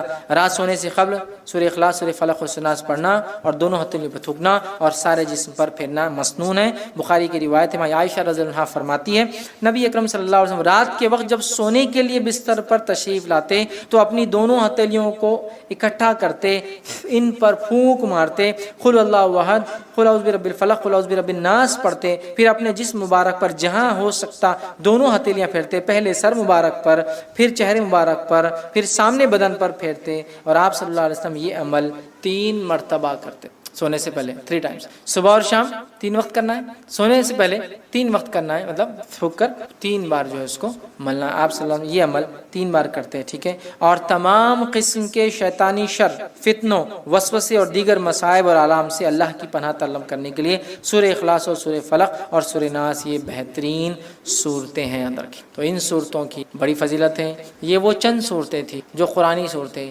جن کے فضائل اللہ کے رسول صلی اللہ علیہ وسلم سے، اور کچھ کے سورہ فاتحہ وغیرہ تو قرآن میں اس کے فضائل آتے ہیں، ٹھیک ہے۔ تو ہم نے دیکھی، بہرحال ان فضائل کو لے کر ہم جو ہے ہو سکتا کچھ صورتیں یقیناً مجھ سے چھوٹی ہوں، پوری میں نہیں لے پایا ہوں، لیکن جو بہتر تھی، جو مجھے ملی، جو آسانی سے مل گئی، میں نے وہ تمام رکھی۔ ان باتوں سے جو باتیں ہمیں سیکھنے کو ملی یہ ہے جو ثابت شدہ فضائل ہے میرے بہنوں اور بھائیوں، اسی پہ عمل کریں، ان نیسیسری کریٹ نہ کرے فضائل، ان نیسیسری اپنے دل سے ایجاد نہ کرے، جیسا آج کل ہو رہا ہے، فضائل ہم خود بنا رہے ہیں، خود ایجاد کر رہے ہیں، خود عمل کر رہے ہیں، خود پھیلا رہے ہیں۔ اس معاملے میں بڑی احتیاط کریں۔ اللہ کی کتاب اللہ نے نازل کی تو اس کا استعمال کا طریقہ بھی اپنے نبی کی ذریعے بتا دیا کیسے کیسے کرنا ہے. ویسے تو سارا قرآن وَنُنَزِّلُ مِنَ الْقُرْآنِ مَا هُوَ شِفَاءٌ وَرَحْمَةٌ، پورا قرآن علاج ہے، پورا قرآن شفا ہے. لیکن جب آپ مخصوص بات کرتے ہیں تو ثابت ہونا ضروری ہے. مخصوص جب کر رہے ہیں تو ثابت ہونا ضروری ہے. تو لہٰذا قرآن کی جو صورتوں کی فضائل ہے پہلے ہم اس کو معلوم کریں پھر عمل کریں، کہ ایسا نہ ہو اپنی ساری زندگی من گھڑت فضائل کو ثابت کر کے عمل کرتے رہیں اور آخرت میں جانے کے بعد ہمیں قرآن پڑھنے کا ثواب نہیں بلکہ اس کو اپنے ڈھنگ سے پڑھنے اور اپنے ڈھنگ سے فضائل ایجاد کرنے کے لیے گناہ مل جائے. چونکہ اگر ہم یہ کہتے ہیں قرآن کی صورت کی یہ فضیلت ہے جو قرآن اور حدیث میں ثابت نہیں ہے تو وہ ہم یہ بول رہے ہیں کہ نعوذ باللہ نبی اکرم صلی اللہ علیہ وسلم کی بات نہیں پتہ چلی تھی، ہم کو پتہ چل گئی. اگر ہم یہ کہہ رہے ہیں کہ قرآن اور حدیث کی یہ فضیلت ہے تو نعوذ باللہ نبی اکرم صلی اللہ علیہ وسلم صحابہ کو نہیں بتایا وہ بات اور ہم تک وہ پہنچ گئی، مطلب آپ نے چھپا لیا. جو بات صحابہ کو نہیں پتا سکی وہ ہم کو پتہ چلی، تو یہ ہو جاتا ہے. ایسا کچھ لوگ حروف مقطعات کی اپنی فضیلت ایجاد کرتے ہیں، وہ الفاظ ہے قرآن کے لیکن ان کی فضیلت ثابت، وہ الفاظ نہیں جس کی ثابت ہے. یاد رکھیں، سمجھ رہے ہیں بات کو؟ تو لہٰذا یہ بڑی اہم ضرورت ہے وقت کی کہ ہم قرآن و سنت کو اسی مطابق عمل کریں جیسا قرآن و سنت نے بتایا ہو. تو یہ چند فضائل جو میں نے بہتر سمجھے جو مجھے ملے آپ کے سامنے میں نے رکھے. یقیناً میں دعویٰ نہیں کرتا ہوں کہ یہی فضائل ہے، اس کے علاوہ بھی کچھ صورتیں ہو سکتا ہے جو مجھ سے چوک گئی ہو. آپ بہرحال دیکھیے اگر وہ صحیح حدیث سے ثابت ہے تو بہرحال عمل کرنے میں انشاءاللہ عزیز کوئی حرج نہیں ہے. میں اسی پر اپنی بات کو ختم کروں گا. اللہ رب العزت سے دعا ہے کہ اللہ سبحانہ تعالیٰ ہمیں اپنی کتاب کا جو پڑھنے والا بنائے، ہمیں اپنی کتاب کا جو عمل کرنے والا بنائے، ہماری زندگیوں کو جیتا جاگتا قرآن کا نمونہ بنا دے. جب تک ہمیں زندہ رکھے اسلام اور ایمان پر زندہ رکھے، تمام قرآن کے فضائل ہمیں حاصل کرنے کی توفیق عطا فرمائے. جب بھی ہمارا خاتمہ ہو ایمان پر ہمارا خاتمہ ہو. کوئی بات اگر اس درس سے نہ سمجھو کوئی سوال تو پوچھ. کسی نے سوال کیا رات میں جو سورہ پڑھنا ہے وہ پڑھنے کے بعد یا پہلے جو ٹی وی پروگرامز دیکھے جاتے ہیں ان کے بارے میں کیا حکم ہے؟ کسی نے سوال کیا کہ رات میں جو سورہ پڑھنا ہے وہ تو پڑھنا ہے لیکن پڑھنے کے بعد یا پہلے جو ٹی وی پروگرامز دیکھے جاتے ہیں، مطلب گولی مطلب جو کھا رہے ہیں اس کا اینٹی ڈوٹ بھی ہم لوگ لے ہی لیتے ہیں، مطلب میڈیسن کے ساتھ ساتھ اس کا رد بھی، مطلب ادھر دوا کھائی ادھر زہر کھایا. تو صحیح سوال ہے کہ چلیے مطلب پکچر دیکھ رہے چلو اب سورہ فلق سورہ ناس پڑھ کے جو ہے تھوڑا سا وہ کرتے، تو آپ خود شیطانی چنگل نے پھنسے ہوئے ہیں. اب کیا آپ کو سورہ فلق اور سورہ ناس بینیفٹ دیں گا؟ نیچرل چیز ہے. ٹی وی ہو یا پھر آج کے زمانے میں اسکرینس ہو، چاہے وہ جس کو ہم کہیں گے موبائل کی شکل میں ہو یا دوسری اور، چونکہ آج کل ٹی وی ایک میڈیم نہیں رہا جس سے ہم انٹرٹین ہوتے ہیں یا ویو کرتے ہیں، جس کو بہت سارے ذرائع ہیں آج کل، تو ان تمام کو میں اس میں انکلوڈ کروں گا. ان کا صحیح استعمال بہت زیادہ ضروری ہے. تو ظاہر سی بات ہے ایک مومن جو اللہ رب العزت کے قریب رہنا چاہتا ہے، اللہ رب العزت کو جب آواز دے چاہتا ہے کہ اس کا رب اس کو رسپونڈ کرے اس کی آواز کو، تو اسے چاہیے کہ جس چیز سے اس کا رب ناراض ہوتا ہے ان کاموں کو معصیت اور گناہ کے ترک کرے، چھڑا رکھے. کوئی ایسی چیز ہو جو واقعی میں T V per as a documentary, as a information یا انفارمیشن ٹیکنالوجی سے ریلیٹڈ، سائنٹیفک ڈسکوریز سے ریلیٹڈ، ہسٹری سے ریلیٹڈ ہوتی ہے تو انشاءاللہ عزیز کوئی حرج نہیں. ضرورت پڑنے پر اس میں نیوز بھی انکلوڈ کی جا سکتی ہے. میں گیمز کو اس میں انکلوڈ نہیں کرتا ہوں، کھیلو آپ، ٹھیک ہے، وہ الگ بات ہے. تو آپ دیکھ سکتے ہیں، اس کو دیکھیے اور اس سے فائدے اٹھائیے. ایون اسکالرس کے تقریریں وغیرہ بھی وہ بھی اس میں شامل ہے. ظاہر سی بات، تو جو حلال چیز ہے وہ تو بالکل کیجیے، لیکن صحیح بات ہے جو انسان خود شیطان کو دعوت دیتا ہے اور پھر موعظتین پڑھتا ہے، پھر اللہ سے پناہ مانگتا ہے، تو کیسے اس کو، مطلب دوا بھی اور زہر ایک ساتھ چل رہا ہے، تو وہ تو بہرحال بالکل نہیں ہوگا. تو لہٰذا میں گزارش کروں گا کہ اس چیز کو ہم کنٹرول کریں، ورنہ کیا ہوتا ہے اللہ تعالیٰ کی مدد ہم تک نہیں آتی. اور حدیث میں واضح الفاظ ہیں، جو شخص یہ چاہتا ہے کہ اللہ مصیبت میں اس کی مدد کرے، اسے چاہیے خوشحالی میں وہ اللہ کی اطاعت کرے. آج سب کچھ ہے، فزیکل فٹ ہوں، مال دولت سب کچھ ہے، جان پہچان اثر رسوخ، اب اللہ کی عبادت کروں، اس کو ناراض نہ کروں، یہ اصل ہے. جب میں مصیبت میں جاؤں گا تو میرا رب میرے کو رسپونڈ کرے گا. حدیث میں نا اللہ کے رسول صلی اللہ علیہ وسلم نے عبداللہ ابن عباس رضی اللہ عنہ چھوٹے تھے، اونٹ پر سوار تھے، تو کہا اے بچے خوشحالی میں اللہ کو یاد رکھنا، وہ تنگ دستی میں تجھے یاد رکھ. جب سب کچھ ہے جب یاد رکھنا، تو جب کچھ بھی نہیں رہے گا جب اللہ یاد کریں گا. تو ظاہر سی بات ہے ہم اچھے خوشحال ہیں نا، تو اس زمانے میں اللہ کو خوب یاد کیجیے. جب بدحال ہوں گے انشاءاللہ اللہ تعالیٰ بہت جلدی ہماری مدد. سمجھ رہے ہیں بات کو؟ تو ظاہر سی بات ہے ٹی وی وغیرہ خوشحالی کی علامت ہے نا، پیسہ ہے جبھی تو آپ نے، تو ظاہر سی بات ہے اس کو صحیح استعمال کرے تو انشاءاللہ تنگ دستی میں میرا رب العزت انشاءاللہ ہماری مدد کرے گا. لیکن آج تو یہ بھی خوشحالی کی علامت بھی نہیں ٹی وی. میں نے دیکھا لوگ ادھار لے کے جھوپڑی میں لا کے لگاتے ہیں، 4,000 کی اینٹینا اور 4-5,000 کی ٹی وی. اللہ رحم کرے، مطلب ادھار لے کر نفس پہ ظلم کر کے انٹرٹینمنٹ اتنا اصل ہو گیا، اور ریئل لائف سے ہم سب کترا رہے ہیں، ریئل لائف سے ہم سب کترا رہے ہیں. تو بہرحال میں کہوں گا ریئل لائف میں آئیے. ٹی وی وغیرہ انٹرٹینمنٹ ان کو لگتا ہے جن کے پاس ریئل لائف میں کوئی جینے کا پرپس نہیں ہے. جن کے پاس ریئل لائف میں جینے کا پرپس مقصد ہے ان کو انٹرٹینمنٹ کی ضرورت نہیں ہوتی. اس لیے کہ دنیا میں اتنے کام کرنے کے میں کہتا ہوں نا، ہمارا ویسٹ آف ٹائم اتنا ہے انڈیا کے اندر نوجوانوں اور یوتھس کا. ہم اگر چھوڑ دینا تو بہت سارے کنسٹرکٹیو ورک کر سکتے، سمجھا؟ تو بہرحال یہ بڑی اہم چیز ہے، اس کو ہم سمجھیں تو اللہ کے فرمانبردار بنے تو انشاءاللہ یہ تمام چیزیں فائدے بھی دیں. السلام علیکم. فیض بھائی نے جس طریقے سے سوال کیا تھا کہ مطلب جو غیر مسلم لیڈیز جو رہتی ہیں مطلب مسجدوں کے باہر، ان کو جو دعائیں پڑھ کے دیتے ہیں معززین وغیرہ، تو اس کا تاثیر کا تعلق کیا ہے؟ مطلب وہ ہر ایک کسی کے اندر رہے گا یا اس کے اندر بھی لیول آف مطلب تاثیر رہتا ہے؟ کیونکہ جو کنسیپٹ ہے وہ ایسا ہے کہ جو ضعیف ہے یا جو دیندار لوگ ہیں ان کی دعاؤں میں تاثیر زیادہ ہے یا دم کرنے میں، اس تعلق سے تھوڑا سا کلیئرفائی کیجیے۔ اور دوسرا یہ ہے کہ جو معززین ہیں یا اس کے علاوہ کچھ آیتیں ہیں، کیا ان کی کچھ کوانٹیٹیز دی ہوئی رہتی ہے حدیث میں، یا کچھ لوگ اپنے دل سے بات ہے؟ جیسے ایک ویڈیو دیکھ رہا تھا، اس میں بتایا تھا کہ 100 بار یہ کر لیجئے تو اس طریقے سے آپ کو اس کا مل جائے گا، اس تعلق سے تھوڑا کلیئر کیجیے۔ بھائی نے ایک سوال کیا کہ جو معززین یا کچھ پڑھ کر دینا ہے نان مسلم کو جو مسجد وغیرہ کے باہر آتے، ایسا سوال ہوا تھا، تو کیا ان کے لیے وہ جو آدمی خود دم کر رہا ہے وہ عمر رسیدہ ہونا، ضعیف ہونا یا متقی پرہیزگار ہونا، یا کیا اس کے لیے کیا کرائٹیریا تاکہ وہ اثر انداز ہو اس کے؟ تو دیکھیے سب سے پہلی چیز تو یہ ہے کہ جب کوئی انسان کسی کو دم کر دے رہا ہے تو اگر وہ با ایمان ہو تو وہ یہ کام کر سکتا ہے۔ یہ الگ بات ہے کہ اللہ تعالیٰ کس کے دم میں اور کس کی بات میں کتنی تاثیر و اثر رکھے، یہ ایک الگ چیز۔ مثال کے طور پر کوئی انسان ہے جو تقوی اور پرہیزگاری میں اتنا نہیں ہے لیکن بات اچھی کرتا ہے، لوگ اس کی بات کو سمجھتے اور سمجھتے۔ کوئی انسان ہے جو لکھنے پڑھنے میں اچھا نہیں بلکہ پڑھنا آتا بھی نہیں، لیکن جب لوگوں کو بتاتا ہے چیزیں تو لوگ اس بات کو سمجھ جاتے ہیں۔ کوئی انسان ایسا ہے تقوی میں کم ہے لیکن اس کی صلاحیت اتنی زیادہ اچھی ہے مینجمنٹ کی کہ وہ دینی اداروں کا ذمہ دار بن جاتا ہے، سمجھ رہے ہیں؟ تو یہ تو ہو سکتا ہے، تقوی پرہیزگاری تو ہونا چاہیے، اس کا اثر الگ ہوگا، بٹ ایسا ہو سکتا ہے کہ ہر انسان دم کر سکتا ہے ضرورت پڑنے پر۔ یہ بات میں ان کے لیے بھی کہہ رہا ہوں جو پریشان ہوتے ہیں تو بولتے نہیں ہم نہیں کر سکتے، کوئی اور ہی ہم پہ دم کرے، ضرورت نہیں ہے، آپ خود بھی کریں۔ جب آپ کو لگے کہ خود سے نہیں ہو رہا ہے تو دوسرے کریں۔ نبی اکرم صلی اللہ علیہ وسلم خود دم کرتے ہیں۔ جب آپ صلی اللہ علیہ وسلم بیمار زیادہ ہو گئے، آپ نہیں کر پائے تو ماں عائشہ سے کہا عائشہ تم کرو، ماں عائشہ دم کرتی اور آپ صلی اللہ علیہ وسلم کے اوپر تھکاتی، مطلب دم کرتی، اور آپ کئی ہاتھ لے کر آپ کے جسم مبارک پر پھینک، سمجھ رہے؟ تو پتہ چلا کہ ایک جو ہے انسان مسلمان اگر ہے تو وہ کر سکتا ہے۔ ہاں لیول آف ایمان جیسے جیسے بڑھے گا اس کے تاثیر و اثر ظاہر سی بات ہے اس سے ریلیٹڈ ہے، وہ انشاءاللہ اس کے مطابق ہی ہوگا، چاہے بوڑھا اور جوانوں میں اس میں تمیز نہیں کر سکتا۔ حدیث میں تو واضح ہے نا کہ وہ جنت میں نہیں جائیں گا جو بوڑھا تو ہو لیکن زانی ہو، بوڑھا زانی کے الفاظ ہیں، متکبر فقیر کے الفاظ ہیں، مطلب فقیر تو ہے لیکن تکبر کرتا ہے۔ تو ضروری نہیں غریب امیر مالدار اور چھوٹا اور بڑا، مرد اور عورت، یہ ہم تمیز نہیں کریں گے، ہم تمیز یہ کریں گے کہ تقوی کے اعتبار سے یقیناً اس کی تاثیر ہوں گی، اللہ تعالیٰ اس کے وہ کرے۔ دوسرا سوال کا جو حصہ تھا کیا تعداد، کوانٹٹی، تو دیکھیں جو کوانٹٹی ڈیفائن ہے وہ تو ڈیفائن ہے۔ صبح اور شام 3 مرتبہ سورہ فاتحہ پڑھنے سے وہ پاگل انسان ٹھیک ہو گیا،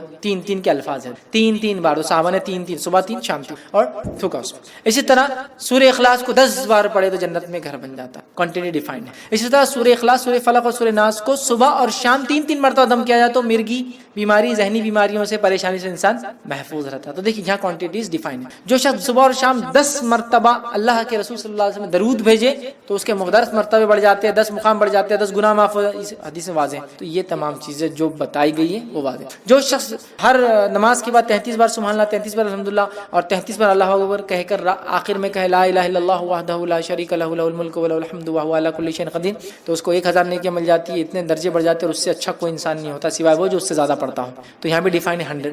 جو شخص سونے سے پہلے یہ پڑھتا ہو 33 بار سبحان اللہ، 33 بار الحمدللہ اور 34 بار اللہ اکبر، اس کے فضائل ہے نا، رات میں سوتے وقت 34 بار اللہ اکبر ہے اور نماز کے بعد جو ہے 33 بار ہے، ٹھیک۔ تو یہ تمام چیزیں کوانٹٹی ڈیفائنڈ ہے، تو آپ کو اتنا ہی کرنا ہے۔ اب سوال رہا اس سے زیادہ، تو میں یہ کہوں گا اس سے زیادہ آپ نہ کریں، یہ زیادہ بہتر۔ یا اگر اس سے زیادہ پڑھتے اور آپ کو فائدہ نظر آتا ہو تو اس کو فکس نہ کرے اور لوگ اس کو ایگزامپل نہ لے کہ انہوں نے اتنا کیا تو ہم بھی اتنا کر سکتے، جیسا کچھ لوگ ہیں انہوں نے تجزیہ کیا۔ مثال کے طور پر اگر یہ آیت پڑھ کے دم کی جائے جس کے فائدے ثابت ہیں، لیکن اس کو صبح اور شام میں خاص، صبح کا یہ وقت اور شام کا خاص یہ وقت اثر انداز ہو رہی ہے۔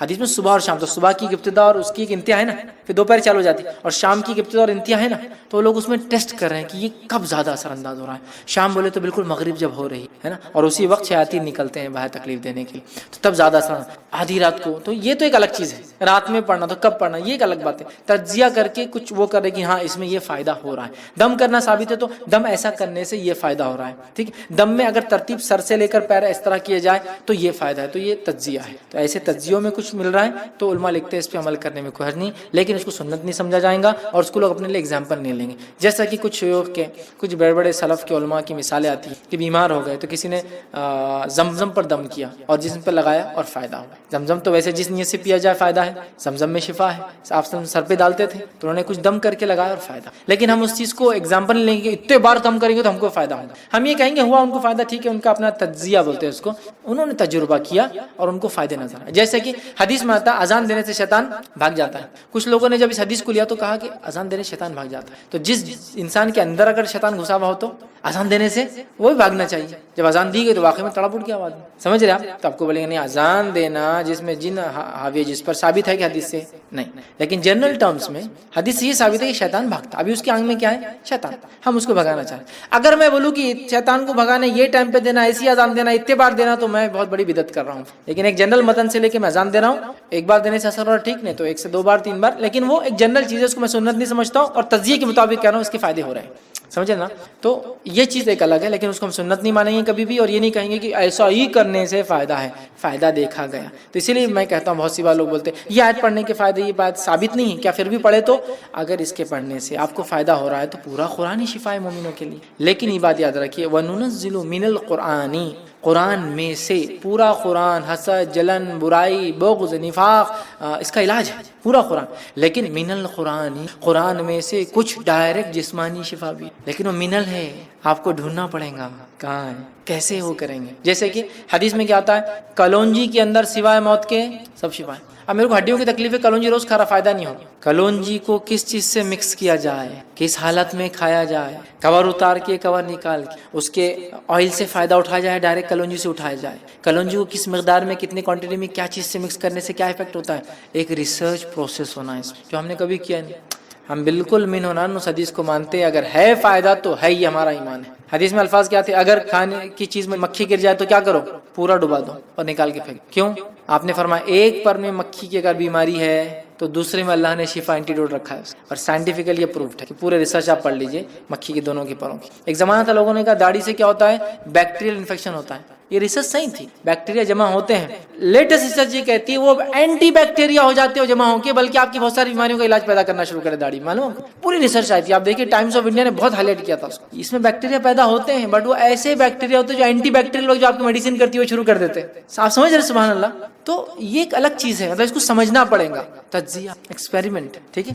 تو لہٰذا آپ کلونجی کا ایکسپیریمنٹ, اس پہ ایک ریسرچ ورک ہو, کیسے کیسے کن کن چیزوں سے مل کر کن کن حالت میں کیسے کیسے ڈیریویٹو یا ڈائریکٹ کھایا جائے, ساری چیزیں ہم حدیث نے اشارہ کر دیا. اب آپ ریسرچ کی, اب ریسرچ نہیں ہوگا تو وہ من القرآنی میں تجزیہ شامل ہے. تو یہاں پھر کیا کام ہوتا ہے, اہل علم جو اہل حق بھی ہو, نالجبل جو اسکالرس ہے جو حق پر ہو, یہ اگر کوئی تجزیہ کرتے ہیں تو تجزیے کو مانا جائے. جیسا رقیہ شرعیہ میں بہت سارے علماء کی باتیں مانتے ہیں جو سنت میں اس کے مقدار وقت ثابت نہیں, لیکن ہم مانتے ہیں. کیوں؟ علماء اہل علم ہے, دوسرا اہل حق بھی ہے. باطل علماء نہیں ہے کہ علم تو ہے لیکن باطل لوگ, تو ان کے تجزیہ ایکسپیریمنٹ کو لے کر ہم یہ نہیں کہتے سنت ہے, لیکن ہم لے کر عمل کریں. تو یہ کرنے کا جواز وہ من القرآنی سے ہم لے سکتے ہیں, قرآن میں سے. تو بھائی یہ آیت کا ماشاءاللہ یہ فیکٹر ہے. جیسا کہ جن حاوی ہے تو اس کو کیا کریں, دعوت دے رہے. کیسا سورہ جن کے اندر جس طرح سے نبی اکرم سے واقع ہو, تو وہ جنوں کو دعوت جاتی ہے. آپ کو بولیں گے آپ نے پڑھا کیا, یہ نہیں پڑھا, لیکن اب ایک جن حاوی ہے اس کو ہم جنوں کا واقعہ قرآن سے بتا رہے ہیں. دیکھو تمہارے جیسے لوگ تھے, وہ گئے تھے اور ایمان لائے تھے, تم کیوں ایسے, سمجھ رہے, ان کو جنوں کے اور جادوگروں کے واقعہ سنا رہے قرآن کے, جسے دل ملا جا رہا ہو, سمجھ رہے. لیکن آپ سب نے کیا وہ آیتیں پڑھی کہ مخصوص نہیں, ہم کہتے ہیں من القرآنی میں اگر شیطان کو اس سے تکلیف ہو رہی تو پڑھنے میں انشاءاللہ کوئی نہیں, کیونکہ پورا قرآن شفا ہے. ویسے تو پورا قرآن شفا ہے, سمجھ رہے ہیں. تو میں کہوں گا ایسا کچھ تجربہ تجزیہ اہل علم سے جو اہل حق ہو, ثابت اگر ہو, جو بدعتی لوگ نہ ہو, ثابت اگر ہو, تو اس کو سنت نہ مانا جائے, لیکن اس کو لیا جا سکتا ضرورت پڑنے پر. تو جو کوانٹٹی ڈیفائن ہے وہ تو ڈیفائن ہے, اس میں کوئی چینج نہیں, ہمارے دل سے ہم کچھ نہیں کریں گے. بٹ ضرورت پڑنے پہ اگر کوئی چیز ایسی ہوتی ہے تو وہ علماء, جس میں ہم, میں اور آپ جیسے لوگ نہیں, بڑے کبار علماء اگر وہ کہتے ہیں ٹھیک ہے کر لو, صحیح دکھ رہا ہے, ہو سکتا ہے, تو الحمدللہ آپ کو کرنے میں انشاءاللہ. کسی نے ایک سوال کیا ہے کہ میرا سوال ہے کہ کیا سورہ بقرہ کو روز پڑھنا چاہیے یا ایک دن آڑ پڑھنا چاہیے؟ تو دیکھیے سورہ بقرہ پڑھنے سے گھر میں شیطان داخل نہیں ہوتا. اس کی ایک شرح علماء نے لکھی ہے پورا سورہ بقرہ روز پڑھنا پڑے گا, اور کچھ نے کہا ہے مسلسل پڑھتے رہنا ہے. مطلب فار ایگزامپل آج پڑھنا شروع کیا, آج 2 4 5 10 رکو, پھر کل 2 5 پھر ختم ہو گیا, پھر شروع کیا, پھر ختم ہو گیا. اور کچھ نے لکھا ہے مسلسل پڑھنا اور اس کے مطابق عمل کرتے رہنا, یہ معنی ہے, چونکہ جو چیز انسان پڑھتا ہے اس پہ عمل بھی کرتا ہے.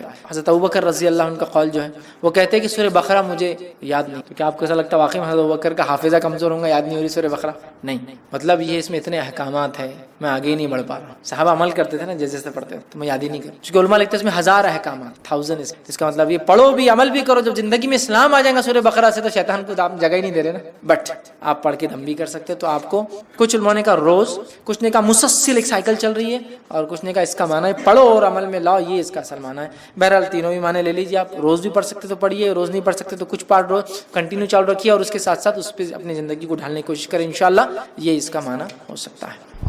السلام علیکم. یہ شام کے وقت جو مسجد کے پاس جو غیر مسلم آتے تو ان کو ایک عالم صاحب نے بولے رات میں نہیں آنا، عصر کے بعد آنا، اور رات میں بچوں کو نہیں نکالنا، تو اس میں کوئی شیاطین کا، اور وہ جو گلاس میں پھونکنا ہے لباب پانی میں، تو وہ پھونکنا بہتر ہے بچے کو یا ہاتھ پہ پھونک کر بچے کے جسم پر گھمانا اگر بچہ ہے تو؟ بھائی نے سوال کیا کہ جو دم کرنا ہے اس کے تعلق سے کسی نے کہا کہ مغرب کے بعد نہیں، مغرب سے پہلے لانا چاہیے. تو دیکھیے حدیث میں واضح الفاظ ہے، مغرب کے وقت اپنے بچوں کو گھر میں لے لیا. مغرب کے وقت، بعد میں نکل سکتے بچے باہر، کیونکہ حدیث میں آتا بچے رات میں بھی عشاء کے لیے آتے تھے نا مسجد میں. تو مغرب کے وقت اپنے بچوں کو اور جانوروں کو گھر میں لے لو، اس لیے کہ اس وقت شیاطین نکلتے ہیں. تو وہ نکلنے کا ٹائم ہے، بعد میں جا سکتے، مغرب ہو گئی ایک بار تو آپ نکل سکتے، چونکہ عشاء میں لوگ آتے تھے، تہجد میں مسجد نبی میں آئے گا، جیسے پتہ چل رات میں آ سکتے، بچے بھی آتے تھے. تو مغرب کے وقت بس وہ وقت ہے، اس کے بعد نہیں، بعد میں نکل سکتے آپ. تو لہٰذا اگر کوئی بڑا مغرب کے وقت اوائڈ کرو بچوں کو باہر نکالنا تو صحیح بات ہے. لیکن اگر بچہ نکل کے مسجد جاتا ہے تو اس میں کوئی مسئلہ نہیں، لیکن ان نیسری باہر جانا، کھیلنا اکیلے میدانوں میں، ویران جگہوں پر بالکل ٹھیک نہیں ہے. آپ نے ایسے کئی اموات سنے ہوں گے بچوں کے، جہاں بچہ اکیلا تھا مغرب کے وقت نکلا اور بعد میں پانی میں ڈوب کر مر گیا، کہیں لٹکا ہوا ملا اور ان آئیڈینٹیفائڈ ڈیتھ ہو گئی، کچھ بھی نہیں پتا چلا. چونکہ ہو سکتا اس پہ نہیں، سامنے والے پہ شیطان نے اثر کیا بڑا جس نے اس کو ایسا کرنے لگا دیا. یہ ٹائم پہ شیطانی اثر بڑھ جاتا. ٹھیک ہے، تو بہرحال اس اعتبار سے کوئی کہے مغرب کے وقت نہ لاؤ تو ٹھیک ہے، مغرب کے بعد بہرحال لایا جا سکتا، مسئلہ نہیں. اور یہ بات ہم عمومی جانتے ہیں کہ رات میں بری ایکٹیویٹیز زیادہ ہوتی، جن اور شیاطین کھل جاتے ہیں، اور اکثر برائیاں کسی بھی علاقے میں دن میں اتنی نہیں ہوتی جتنی رات میں ہوتی. تو وہ سینس میں ایک جنرل الگ بات ہے، لیکن کوئی کہ نہیں رات میں ہوتا ہی نہیں، ایسا نہیں ہے. مغرب کا وقت ہے جو حدیث کے اندر ڈیفائنڈ ہے. سوال کا دوسرا حصہ تھا بچوں کو جو دم کرنا ہے وہ ہاتھ سے کرنا ہے یا گلاس میں دم کر دینا. دیکھیے جو سب سے ثابت شدہ سنت مسنون طریقہ ہے، یا تو خود کرے یا تو دوسرا کوئی دم کرے، پانی پر نہیں. کیا جا سکتا ہے، وہ بھی جواز ہے، لیکن سب سے اہم چیز ہے کہ اگر فزیکلی بچہ ہے تو پانی کی ضرورت نہیں. کیا کرے؟ فزیکل دم کر، یوں کر کے ہاتھ یا کر کے کر سکتے ہیں. نبی اکرم صلی اللہ علیہ وسلم کا چھوٹا بچہ لایا گیا، آپ سفر پہ تھے، ایک عورت گود میں لائی اور کہا کہ اللہ کے رسول فیڈس آتے ہیں، اس پہ کوئی اثر ہے. نبی اکرم صلی اللہ علیہ وسلم نے سورہ فلق سورہ ناس پڑھی، منہ کھولا اور منہ میں اس کے تھوکا اور وہ بچہ اچھا ہو گیا. چھوٹا بچہ ڈائریکٹ بلو کیا بچے کو. ٹھیک ہے، تو آپ یہ بھی کر سکتے. تو ڈائریکٹ زیادہ ثابت شدہ، تو بچے کو آپ نے لیا ڈائریکٹ کیجئے، کر کے ڈائریکٹ کیجئے، ڈائریکٹ کر سکتے ہیں، ملیے وہ کیجئے، یہ ڈائریکٹ اچھا ہے. اب آدمی نہیں ہے یا بعد میں نہیں آ سکتا تو آپ پانی پر بھی کر سکتے ہیں، جس کو بعد میں استعمال کرے، دھلائے، منہ دھلائے، وضو کرائے، چھوٹا بچہ تو غسل کرائے، یہ بھی انشاءاللہ کیا ہے. تو پانی میں بھی آپ دم کر سکتے ہیں، لیکن اصل جو زیادہ اچھا اور مسنون ہے فزیکل کر دینا جب سامنے ہو. ٹھیک ہے، وہ زیادہ انشاءاللہ بہتر ہے. نہ ہو تو پھر پانی پر بھی کر کے دیا جانے کے جواز الحمدللہ اس کے ملتے ہیں. کسی نے سوال کیا کالج اور ٹیوشن سے 2-3 ٹائم کی نماز چھوٹ جاتی ہے تو کیا 3 کے قضا نماز پڑھ سکتے ہیں؟ تو دیکھیے اگر آپ ٹیوشن یا کالج جاتے ہیں تو کوشش یہ کریں کہ آپ 2-3 ٹائم بہت زیادہ ہو جاتا ہے، آپ نمازوں کو وہاں پڑھ لیں. جیسا مثال کے طور پر میں ایگزامپل آپ کو دوں، فجر تو ظاہر سی بات ہے اتنے صبح تو کچھ بھی نہیں رہتا، فجر پڑھ کے آپ جا سکتے. جہاں تک ظہر کا معاملہ ہے تو انٹرول ریسس یا کچھ نہ کچھ ہوتا ہی ہوگا. آج کل کالجز میں لیڈیز کے ٹوائلٹس اور باتھ رومس واش روم سب الگ ہوتے ہیں. آرام سے جائیے، وضو وغیرہ کیجیے وہاں، اور وہاں نماز کہیں بھی آپ پڑھ سکتے ہیں. احتیاط یہ رہیں گی کہ ایسی جگہ پڑھیے، یا تو اگر مسلم زیادہ ہے تو اسٹوڈنٹ ڈیمانڈ کرے کہ بھائی ایک نماز کی جگہ بنا دی جائے تو وہاں پڑھیے. اگر ویسا کچھ نہیں ہے تو آپ بیٹھ کر کسی ایسی جگہ پڑھیے کوئی چیز آڑ ہو اور اس کے پیچھے آپ پڑھ لیں، یا پھر 2-4 سہیلیاں سامنے بیٹھ جائے، ایک سہیلی پیچھے نماز پڑھ لے، اس کے بعد دوسری پڑھ لے، کیونکہ جماعت سے تو پڑھنا نہیں لیڈیز کو، اور ان کی نماز بھی ہو جائے، سامنے جانے والے کو پیچھے کچھ دکھتا نہیں کیا ہو رہا ہے، تو بیٹھ کر نماز پڑھ لے. لیکن یہ اجازت تو نہیں دی جائیں گی کہ 2-3 ٹائم کی نماز کنٹینیوس قضا ہو، نہیں، اس لیے کہ 2 نمازوں کو بنا کسی شرعی عذر کے ملانا ہے گناہ کبیرہ ہے. ریزن نہ ہو اور آپ ملا رہے ہیں، تو لہٰذا ظہر آپ کی ہو گئی. رہا اثر کا معاملہ، اس کے لیے بھی آپ ٹائم نکال سکتے ہیں، 5 منٹ، 2 منٹ، 3 منٹ، 10 منٹ کا کام ہے یہ، میں سمجھتا ہوں بہت بڑا مسئلہ نہیں ہے. تو بہرحال آپ کو ایڈجسٹمنٹ کرنا ہوگا نمازوں کا، مطلب پیریڈس کو کچھ نہ کچھ ایڈجسٹ کر کے. لیکن ہم یہ نہیں بول سکتے کہ آپ مسلسل لگاتار سالوں سال تک نمازوں کو اس طرح کرتے. لیکن یہ بڑی افسوس کی بات ہے ہمارے ہندوستانی ماحول میں، مسلم ہو یا غیر مسلم کو تو نماز وغیرہ ہماری پتہ نہیں، لیکن مسلم ٹیوشنز اور کالجز نے بھی ہمارے مسلم بچوں کے لیے کوئی انتظام نہیں کیا ہے. تو مسلم اسٹوڈنٹس ڈیمانڈ کریٹ کریں، اور ڈیمانڈ تب لوگ مانتے جب تعداد ہو. اب 2 لوگ نماز پڑھتے اور 100 کی کلاس ہے، پورے مسلمان بیٹھے ہیں، تو 98 جب بیٹھے تو وہ کیوں نماز کو ٹائم دیں؟ جب 98 ڈیمانڈ کرے کہ ہم کو جانا ہے اب، تو وہ بھی بولیں گے چلو 15 منٹ نماز کی آپ کے فری. تو بہرحال وہ کریں، لیکن کنٹینیوسلی اتنے لمبے عرصے تک نماز چھوڑنے کی اجازت نہیں آ سکتی. السلام علیکم فیض بھائی، سوال ٹاپک سے ہٹ کے تھوڑا. کچھ سائٹس ہے جس میں مطلب انویسٹمنٹ کرنا ہوتا ہے اور وہ ایڈ کلکنگ جو ہے تو دیتے ہیں. مطلب کچھ لوگ جو ہے تو سائڈ بزنس جو بول کر جو ہے تو اس کو کرتے ہیں، مطلب اس میں کچھ انویسٹمنٹ کرنا ہوتا ہے، پھر وہ ایڈ کلکنگ روز دیتے ہیں. تو یہ مطلب یہ کمائی حلال یا حرام ہے؟ اس میں ایڈ جو ہے تو کلکنگ کرنا ہوتا ہے، ٹھیک ہے، تو اس کے وہ ایڈ کلکنگ کے کچھ پیسے دیتے ہیں. تو اس کے بارے میں جاننا تھا. بھائی نے ایک سوال کیا کہ کچھ بزنس آن لائن ہوتے ہیں، اس میں ایڈ کو کلک کرنا پڑتا ہے، اس کے عوض میں ان کو کچھ چارج مطلب پیمنٹ دی جاتی ہے آن لائن، کیا وہ کر سکتے ہیں؟ تو وہ نہیں کر سکتے. وہ کیا ہوتا ہے میں آپ کو بتاتا ہوں. ایکچولی کمپنیز کیا کرتی ہے کہ دوسرے کمپنی سے ایڈ پرچیز کرتی ہے، اور ہوتا یہ ہے کہ پر کلک چارجز اس سے ملیں گے. تو یہ کیا کرتے ہیں، جھوٹ موٹ کلکس کے لیے الگ الگ لوگوں کو جاب دیتے ہیں، دن بھر کلک کرتے رہو.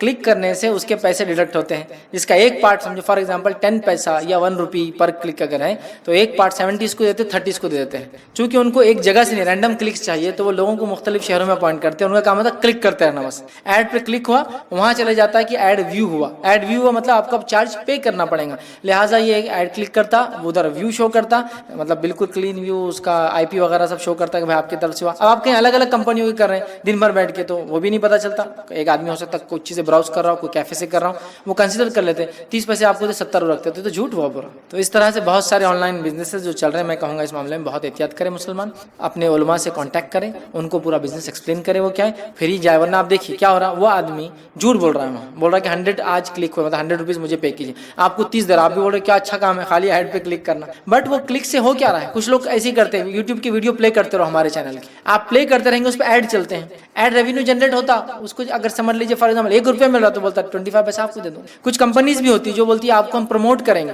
ایکچولی پروموٹ نہیں کرتے. کچھ جینوین کمپنی پروموٹ بھی کرتی ہے آپ کے چینل کو مختلف پلیٹ فارمز پہ یا آپ کے چیزوں کو، وہ پروموٹ نہیں کرتے، وہ ایکچولی لوگوں کو بٹھا دیتے بس اب ان کے دن بھر ویڈیوز دیکھو. فار ایگزامپل اگر ایک 100 کلکس پہ $100 جنریٹ ہو رہے ہیں، ٹھیک ہے، یا 100 کلکس پر $1 جنریٹ ہو رہا، مطلب 1 پینی ہر کلک پہ جنریٹ ہو رہا. تو آپ دیکھیے کتنا پیسہ جنریٹ کر $1 66 روپے جنریٹ کر لیا 100. اس میں سے بولتے ہیں کہ آپ کا اتنا ہمارا اتنا. تو یہ درست نہیں، اس لیے کہ یہ وہ دھوکہ دے رہا ہے اور آپ بھی دھوکے میں ساتھ بن رہے ہیں. ایسا کون سا بزنس جس میں ایڈ پہ کلک کرو، کیا فائدہ آپ کا، خالی ایڈ پہ کلک ایڈ پہ کلک. اس کا مطلب کسی کو بینیفٹ ہے تبھی وہ آپ سے کروا رہا ہے. تو ایڈ ایجنسیز آج کل سیم وہ بھی کر رہے ہیں، لائکس کا، فیس بک لائکس آپ کو پرچیز بھی کر سکتے ہیں آپ، معلوم، یا آپ ٹویٹر کے لائکس کر سکتے ہیں. مجھے بھی میسج آتے ہیں کہ آپ کا ہینڈل بہت کم ہے، صرف 6000 لوگ ہیں، آپ پبلک فگر ہیں، ہم اتنے بڑھا دیں گے. مطلب میں یوز ہی نہیں کرتا تھا بڑھا کے، لیکن وہ فیک بڑھاتے ہیں. کیسا کرتے ہیں، ان کے لوگ ہوتے ہیں وہ فیک آئیڈینٹیٹیز سے کیا کرتے ہیں، کلک کرتے ہیں، بٹ 2 سے 3 مہینے واپس وہ فگر ڈاؤن ہوتا ہے.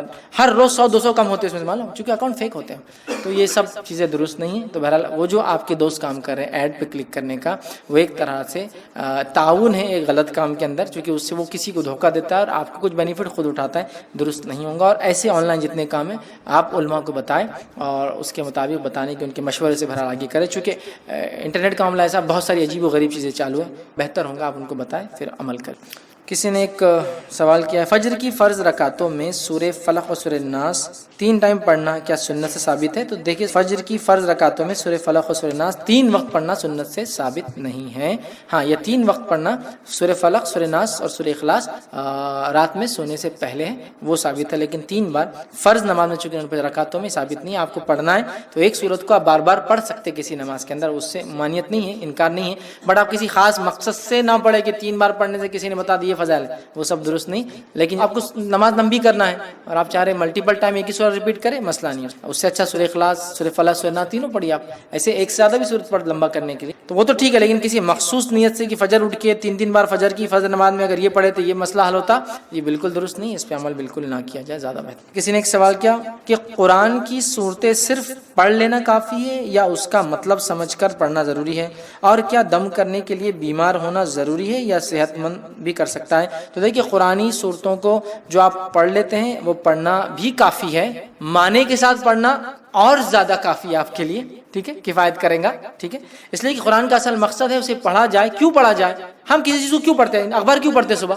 تاکہ کچھ بھی سمجھ میں نہ آئے، تاکہ معلوم ہو کیا خبریں ہیں. تو قرآن اللہ کا کلام ہے لیکن عربی زبان میں ہم کو نہیں سمجھتا ہے، تو پڑھیے عربی میں، اس کا بھی فائدہ ہے. سمجھ کے پڑھیں گے تو آپ کو ڈبل فائدے، عمل کرنے کا فائدہ اور پڑھنے کا فائدہ الگ. ٹھیک ہے، پڑھ کر عمل کریں گے اور پہنچائیں گے تو پڑھنے کا ثواب الگ، عمل کرنے کا ثواب الگ، پہنچانے کا ثواب الگ. ٹھیک ہے، تو یہ تو ظاہر سی بات ہے، بہت اچھی بات ہے، پڑھیے بھی، لیکن خالی پڑھنے کا بھی اجر ہے، پڑھ کر سمجھنے کا تو بہت زیادہ اجر ہے، اس لیے کہ آپ کی لائف چینج ہوگی. اسی طرح بیمار ہوئے تو پڑھنا ضروری نہیں ہے، ہمیشہ دم کر سکتے ہیں آپ، بیمار ہوتے وقت ہی دم کرنا ضروری نہیں ہے. جیسا ہمارے پاس ہوتا ہے کوئی بہت دعا کر رہا، بہت دعا کر، تو لوگ کیا بولتے ہیں، کوئی مصیبت، پریشانی، تکلیف، ایگزامس، ابا کی جاب چلے گئی، یہ سب چیزیں، اچھا رشتہ طے ہو رہا اس لیے، تو بولتا نہیں کچھ بھی نہیں، تو دعا کیوں کر رہے ہیں آپ؟ سمجھ رہے آپ؟ اس لیے کہ ہمارے پاس دعا کا کانسیپٹ یہ ہے کہ جب مصیبت، پریشانی، تکلیف میں ہو تو کیا جائے. مطلب دعا مطلب اسٹیپنی ہے، ایکسٹرا ویل ہے جو رکھا ہوا تھا جب ضرورت پڑنے پہ لگتا، جبکہ دعا اسٹیئرنگ ویل ہے جو ہمیشہ ہی لگتا ہوں. دعا ہمیشہ ہونا چاہیے، وہ اسٹیئرنگ ویل ہے, اس کے بغیر زندگی نہیں چلنا. ہمارے پاس اسٹیپ نہیں رہتا ہو, کبھی نکلتا بول کے لوگ دیکھتے اچھا کوئی مصیبت دکھ رہی, ویسا نہیں. تو اسی طرح بیمار ہونا ضروری نہیں. جیسا ہمارے پاس ایک کانسیپٹ بتاتا ہوں, برا مت لگنے دیجیے, لیکن یہ کانسیپٹ ہے. ہم صدقہ کب دیتے؟ مصیبت کے آ کے جانے کے بعد.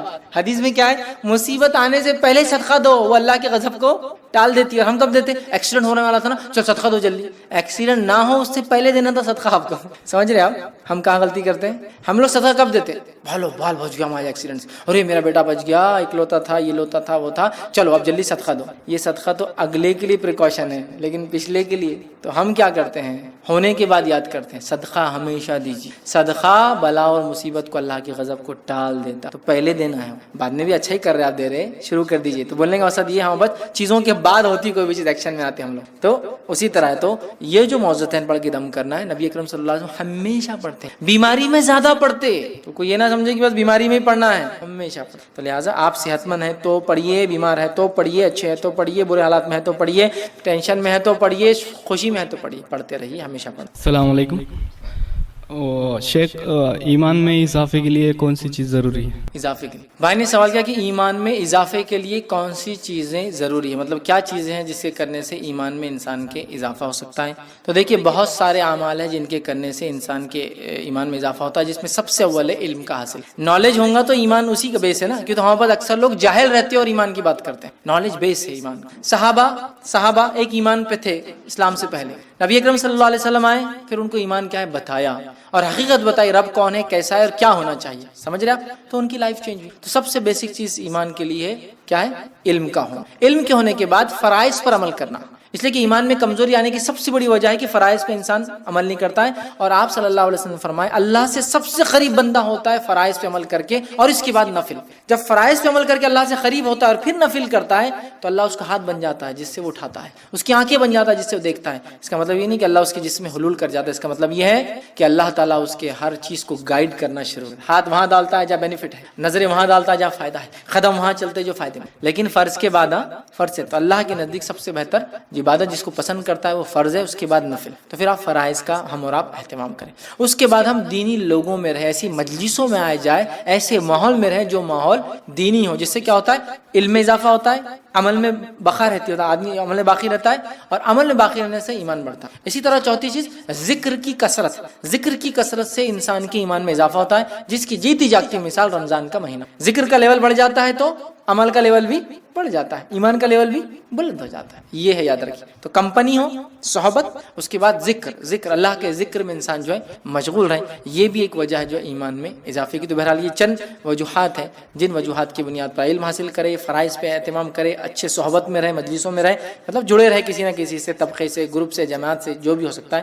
اسی طرح ذکر کا جو ہے ہم ہمیشہ اہتمام کریں. یہ بہت بیسک تھی 4 چیزیں جس کو انشاءاللہ کریں گے تو ایمان میں اضافہ ہوتا ہے. اس کے علاوہ بہت ساری چیزیں لیکن وہ چھوٹی چھوٹی ہوتی ہیں, جیسا کہ ایمان کی نفی کرنے والی چیزوں سے بچیں, اس سے بھی ایمان بڑھتا ہے. جیسا کہ آپ نے فرمایا جب انسان زنا کرتا ہے تو ایمان نکل کے اوپر چلا جاتا ہے, جب وہ عمل چھوڑتا ہے تو یہ اندر آتا ہے. تو کوئی پتہ چلا زنا کے حالت میں مر گیا تو علماء لکھتے ہیں پھر ایمان مر جائے گا, ایمان نکل جاتا ہے. تو پتہ چلا ان اعمال سے بچے جس سے ایمان کمزور ہوتا ہے, نکل جاتا ہے, تو ایمان خود بخود بڑھتا ہے, یہ بھی انکلوڈیڈ ہے. تو ایسے اور بھی اعمال ہے جو قرآن و سنت میں ان کے کرنے سے ایمان بڑھتا ہے, بٹ یہ بیسک 4 چیزیں تھیں, اس سے کرنے سے انشاءاللہ ہمارا ایمان بلند بلند بلند بہرحال ہوتا جاتا ہے, بڑھتا چلا جاتا ہے. اور عام آدمی کی ایمان کی مثال ایسی ہے کہ وہ کبھی بڑھتا اور گھٹتا ہے. انبیاء کا ایمان صرف بڑھتا ہے, صحابہ کا ایمان ایک لیول تک گیا اور رک گیا, گھٹا نہیں کبھی. اور عام لوگوں کا ہمارا اچھی مجلسوں میں گیا بڑھ گیا, برے لوگوں میں گھٹ گیا, ذکر شروع ہو گیا بڑھ گیا, ذکر کی کمی گھٹ گیا, علم حاصل کر رہے تھے بڑھ گیا, علم حاصل کر رہے عمل کر رہے جنت جہان تذکرے, علم حاصل کرنا چھوڑ دیا گھٹ گیا, فرائض سے عمل تھا بڑھ گیا, مزید جا رہے لوگوں سے مل رہے عمل چھوڑ گھٹ گیا. تو لہٰذا یہ کرتے رہے انشاءاللہ, تو اس سے ایمان بڑھتا رہے گا اور انشاءاللہ عزیز ہم اس سے باقی رہیں گے, اور مرنے تک یاد رکھیے ہم کو اس کے لیے کرتے رہنا چاہیے. آخر میں ہم بات ختم کریں گے. آخر دعوانا الحمدللہ رب العالمین.